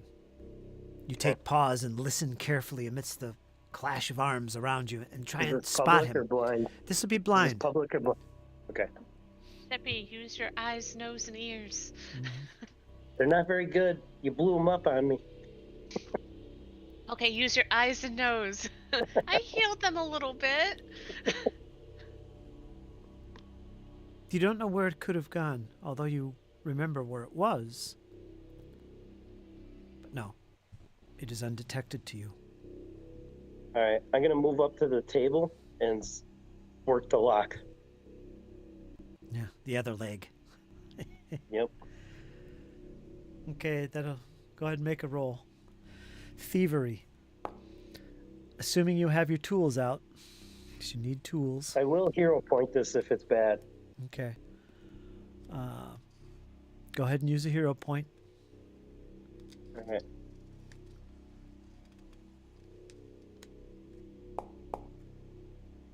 Whoa, wait a minute. That was public. My bad. Okay, roll again. Got a 16 out of the way. You try it, you try it, you try it. Come on, it's not this again. You're going at it. You're going at it. Progress. Take a while. Okay, you're done. Akara.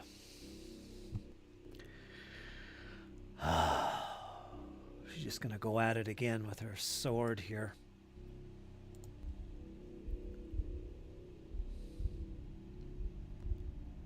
It is flat-footed. Thanks to some quick thinking from Lofter. Oh, no, wait a minute. No, I'm sorry. Sandra is down, so it's not flanked. You don't have it surrounded.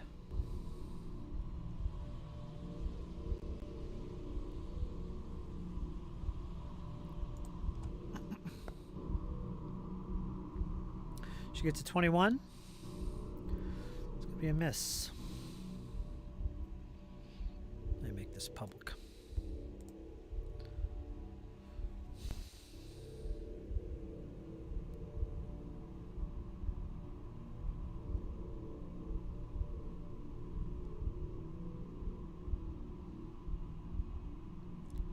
She takes pause to see if she can identify this creature. What is this? What vile, dark creature is it?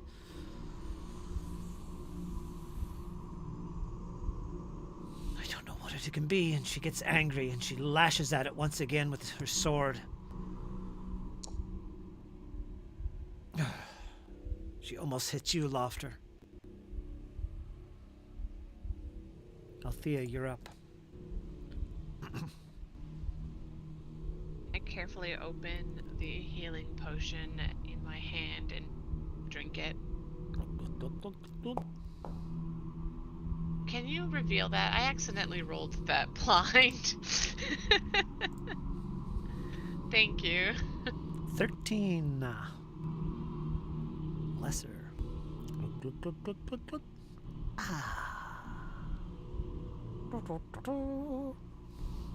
Power up.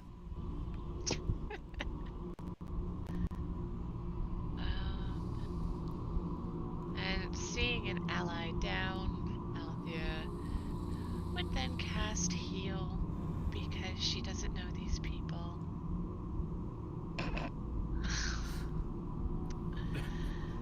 Oh no. Yep. I also accidentally I think set the there we go. Just recast.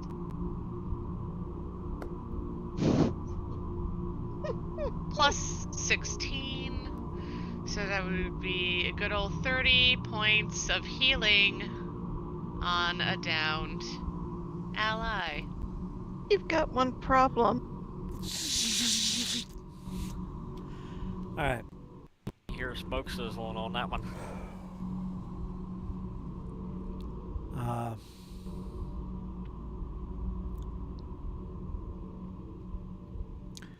This was the 3 action or the 2 action? The 2 action. Okay, so plus 8 and to 2d10, I believe. Okay, so 14. Yeah, but it's also heightened, so it's actually plus 16, so it's 30 in total. Wow. Yep. I'm playing into character, and this is, yep. Well, I might be re-rolling a character soon. Please don't make them anything other than healable. Left click. Or promise to never go down. Alessandra, left click on your dying condition and make it 3.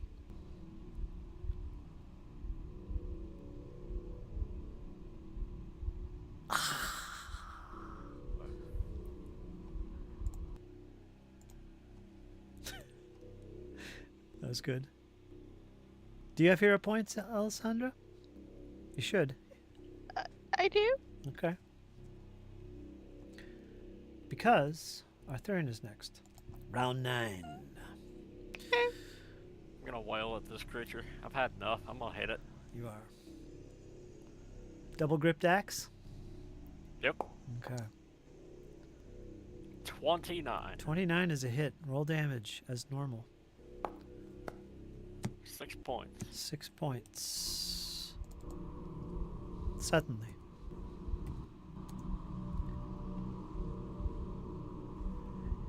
A left and a right, you swing through these this skull. And it begins to dissipate, and you can see in the skull's expression one of pain.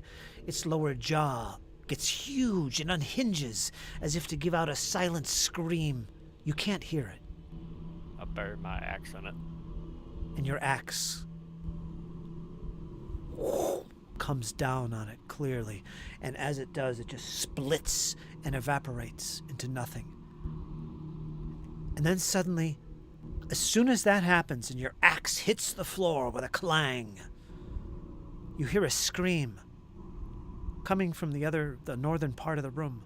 It sounds just like the screams these creatures were giving out initially. And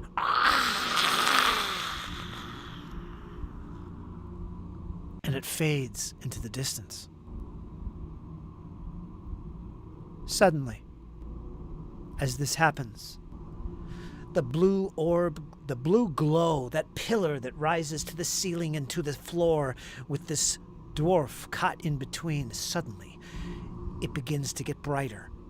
And it shoots out a pulse that fills the entire room with a blue energy. Boom! Everybody close to the table, that's Akara, Sheppy, and Lofter, you're going to take some damage from the negative energy that pierces your body and your soul.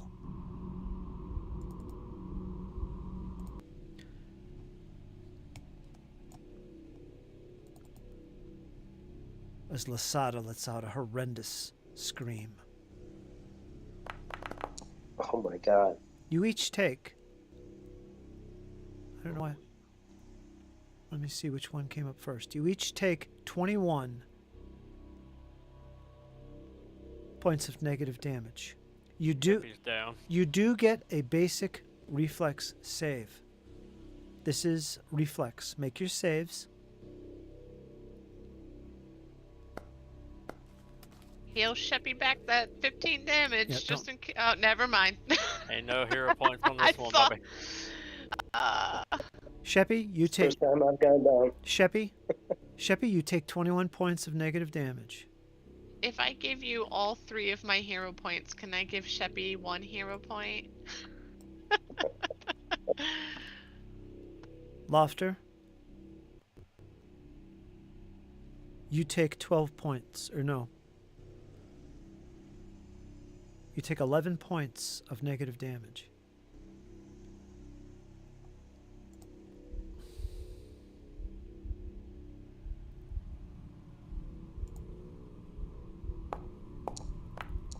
Alright, that's it. This dwarf's a lost cause. Let's get the fuck out of here. Did you say 11 points or 12 points? 11. Okay. Whoops.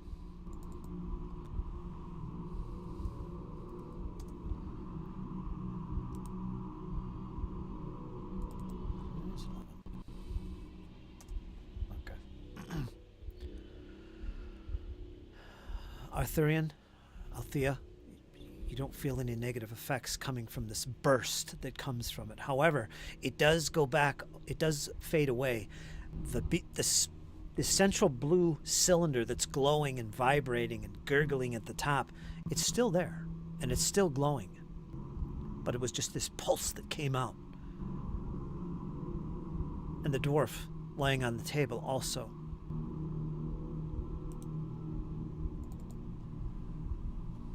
I'll be back, guys. I gotta go. Okay, Jesse.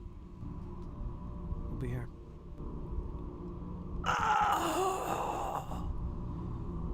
He falls motionless.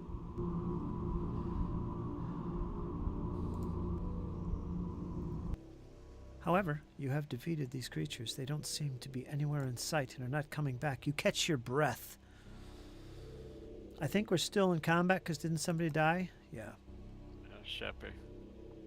All right. And Alessandra. Okay, Sheppy will leave you where you are in initiative.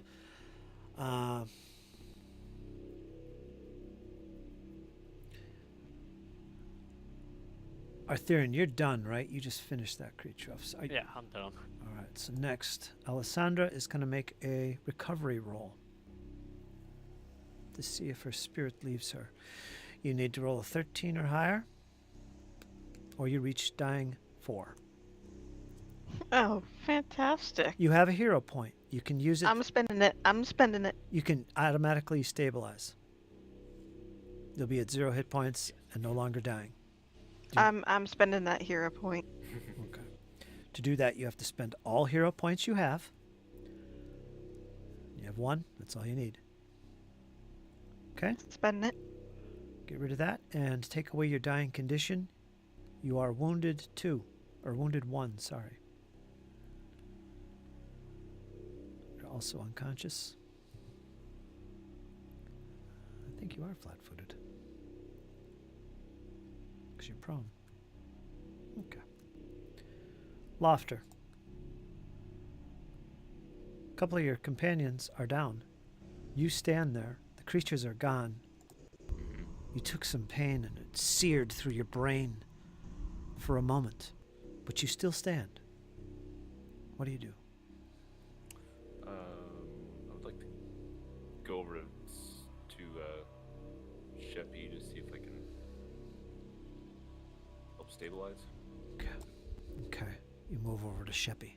Out of the way, He does Paladin. have a healing potion on him.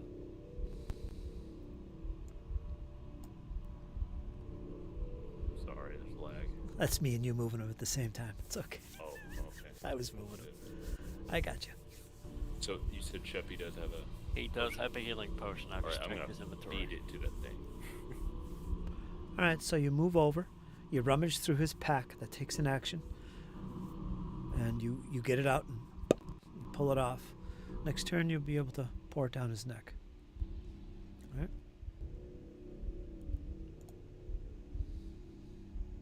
Well, did Sheppy have it in... Well, yeah, that's all right. We did it right. Sheppy needs to make a recovery roll.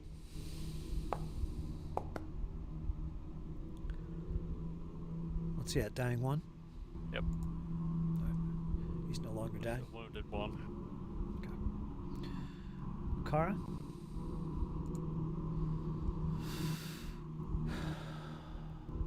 Out of the way.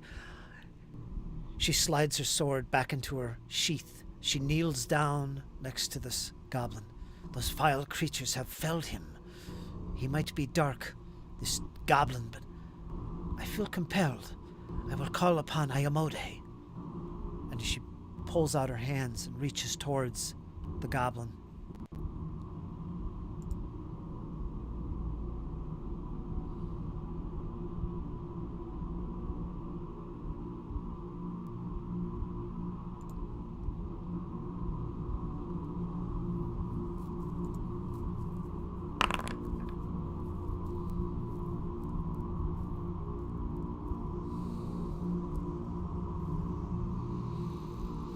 His 12 points. eyes bat open real fast.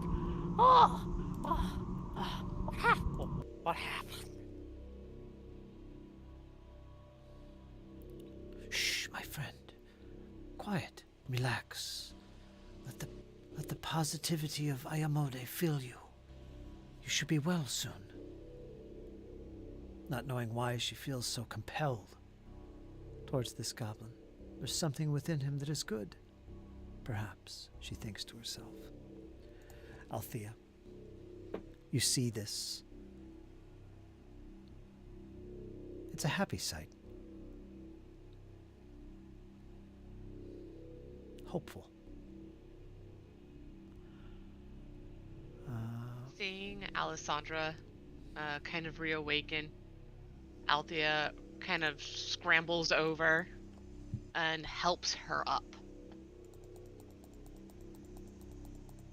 Then in a fairly stern voice says, "You have some explaining to do.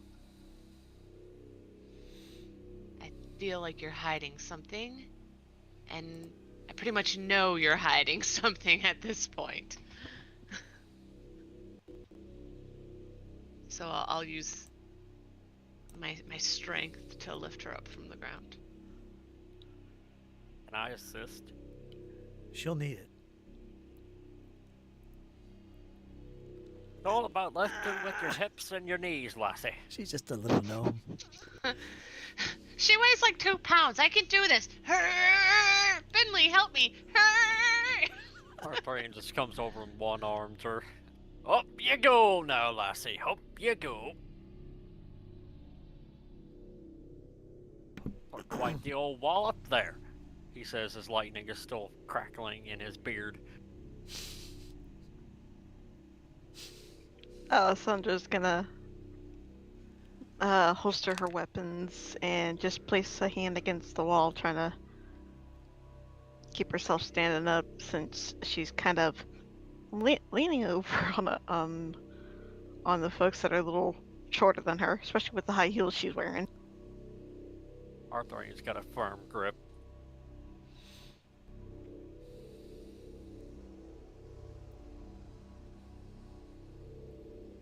You must be one classy lady, 'cause I've never seen a woman rush into battle with high heels before.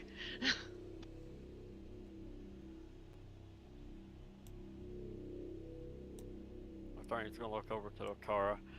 Ah, glad of you to finally make it, lassie. So I see you finally became that paladin you trained so hard for. Yes, yes. It took quite an effort, but I believe it was all for good purpose. I have direction lassie, now. I told you. Yes, you did, Arthurian. I appreciate it. Thank you. Now, why are you in this dark place? What lies within these ruins? What evil lies here? For I sense it. Well, we be here to stop a lassie named Belcora. She's a mean, evil bitch. I'm a ganker. She's so far responsible for the death of 3 of my friends. I'm a ganker. She's raising the dead in mass. I see. We've been charged by the people of Otari, the good folk in Otari, to put an end to this. Oh, Loffer boy over there knows a bit more about it. About bloody time you got here, Loffer. You can count on my sword for this quest, then. I am with you, if it is fighting evil and fiends, which there might be, perhaps. Then I stand with you, Arthurian. Good. We'll see if you be able to use that martial prowess that I taught you. God, it's been ages ago. Yes. And who is this goblin? I feel something is about him that is just not what it seems to be. There's something about him that's good. Oh, Sheppy's like me brother. He's good folk. I can see the resemblance. Aye.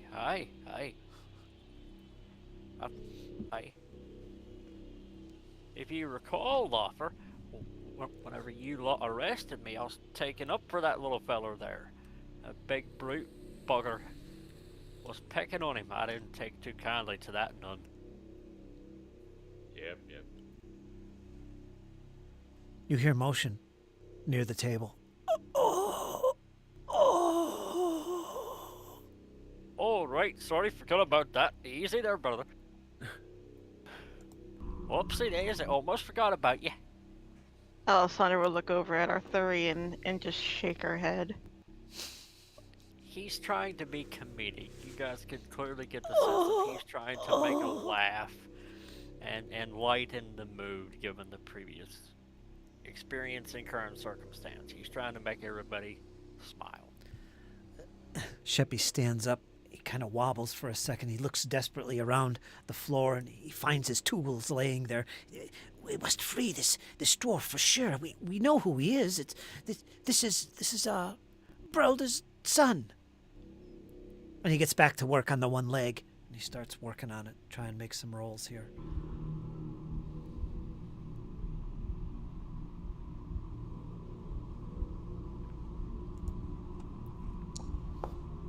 I'm up, I guess. I'm struggling to stay awake.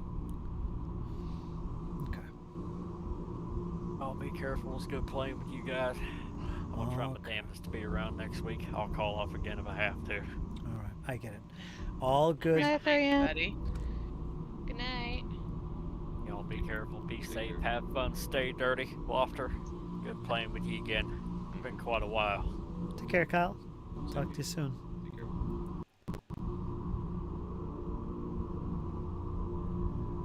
We'll carry this a little bit further until we can go no further. Well, I too will be bowing out. You will. Have a good night, everybody. All right, I'm not I'll going to see push you this. next Night, week. Althea. Take care. All right, Althea. Rachel. Night. Toodaloos. Darn it, I forgot to have them do their outros.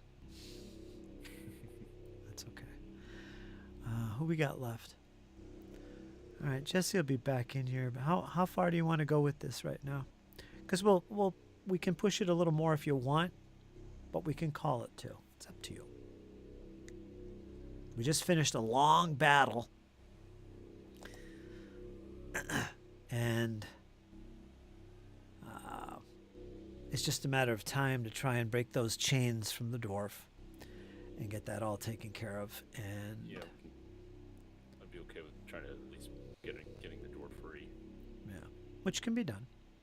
It'll just take time. I'll roll some dice for that, and you guys can set up a perimeter guard, see what's going on here. But mind you,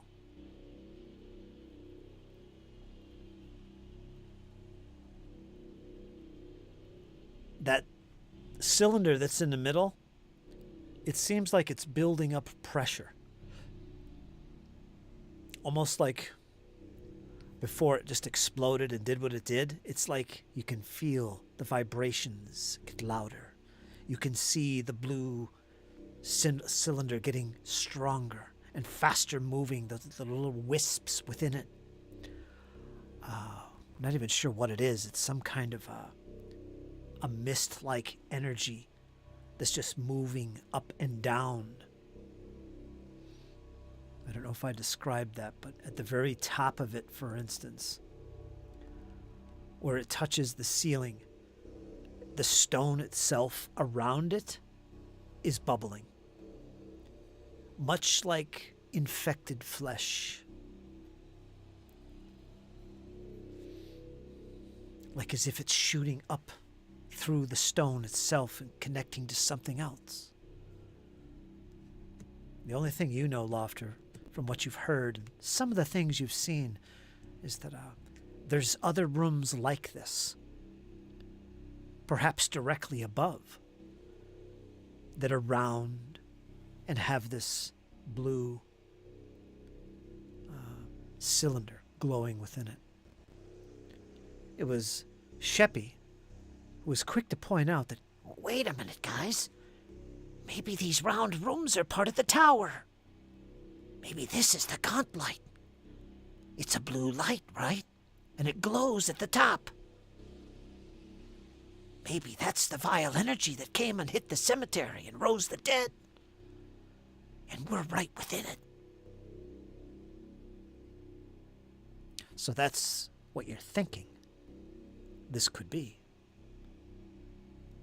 And as long as this dark energy within these circular rooms exists and pulsates with such dark negative energy, which can even explode and do damage to you, Otari is in danger.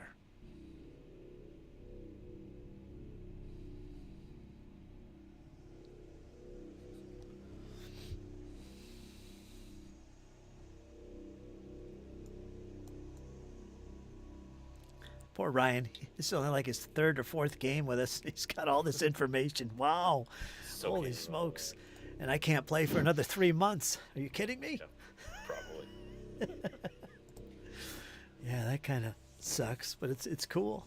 It's cool. Yeah.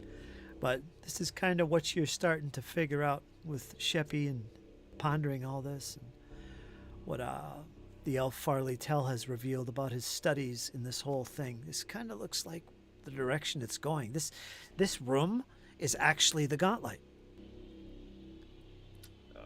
That's why it's round. That explains a lot. You know, that may or may not be the case, but it seems to be looking like that. What do you think, Alessandra? You are awake now, correct? You're not unconscious. I'm awake. Yes, let me get rid of that. You are wounded 1. You will stay wounded 1 until you get a full night's sleep or receive first aid, which I think we'll do in the next session. We'll take care of the healing when everybody's here. Mm-hmm.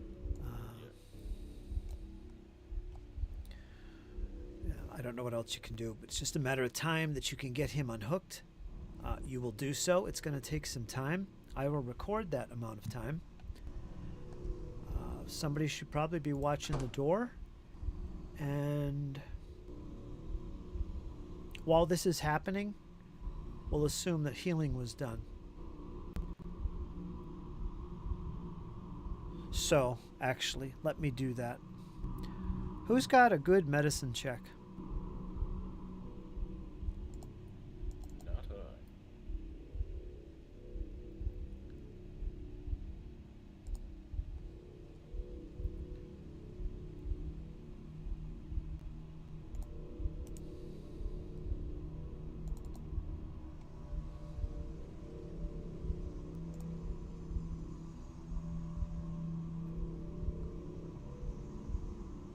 Untrained. Wow. Althea. Wow. Is anybody trained in medicine?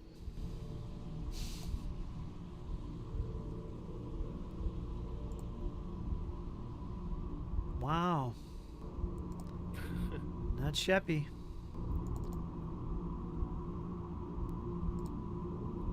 Is there one trained medicine Holy smokes, even Arthurian. not playing?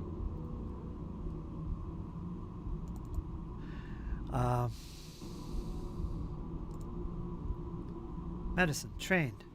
Akara. But Yeah, a car should be. Yeah. but you need healing tools. No one, are you kidding me? Holy smokes. Somebody must have healing tools.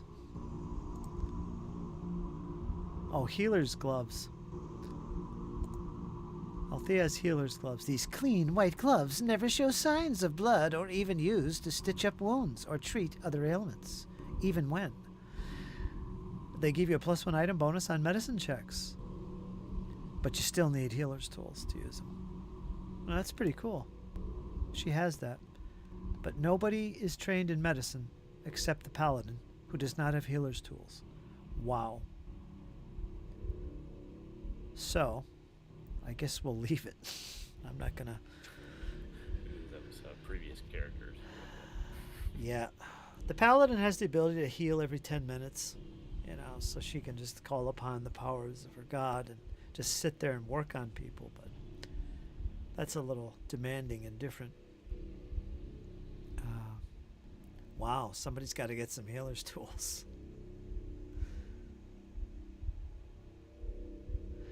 All right, you guys. Jesse will be here, but I don't know if you guys want to hang around for that. Let me end the stream, and then we can talk a little bit. Yeah. Go from there. All right, folks. I'm going to call the stream right here. Call the session. It was pretty good. It was pretty much all combat, long drawn out combat. It was fun. It was enjoyable. It was interesting. And good stuff. The heroes survived. They managed to do away with these strange orb-like creatures. Have a good night. Max, I'll see you soon, my friend. And Maxipod, Arnman, I'll look at the chat afterwards. But yeah, we're going to end the chat, or the stream here. So let's do our outros. Ryan, what'd you think of tonight? Yeah. Well, yeah. It's a long fight, but that's how Pathfinder is sometimes. Yeah, it's fun. It can be frustrating, but also fun. Yeah. Yeah, so I'm Ryan. I'm Ryan with Aqualith Media on YouTube in the chat. That's Media right. Telco. That's right. And this is Lofter signing out for the night. It is. Thanks, Lofter, for playing tonight. It was great having you again. You're always welcome at the table. Dizzy. As always, a good session. Definitely have fun. Sound like you're falling Always asleep. enjoy making people go, "What the heck? Why is she not waking up?" It was definitely a good night. You survived. Barely, but survived. Yeah, it was good fun. Thanks for playing, Dizzy. Folks, we're going to see you all again next time. Get another crew here together. I think next week we're going to play some Wild Beyond. That's Kyle's campaign. He'll be itching to get at that again, and I get to be a player. Playing Scalanis, the Elven Rogue. That'll be fun. And then after that, we'll be back at the Abomination Vaults. So stay tuned for more. Folks, you guys hang in there because it's only going to get better. I'll talk to you guys soon. Toodaloos.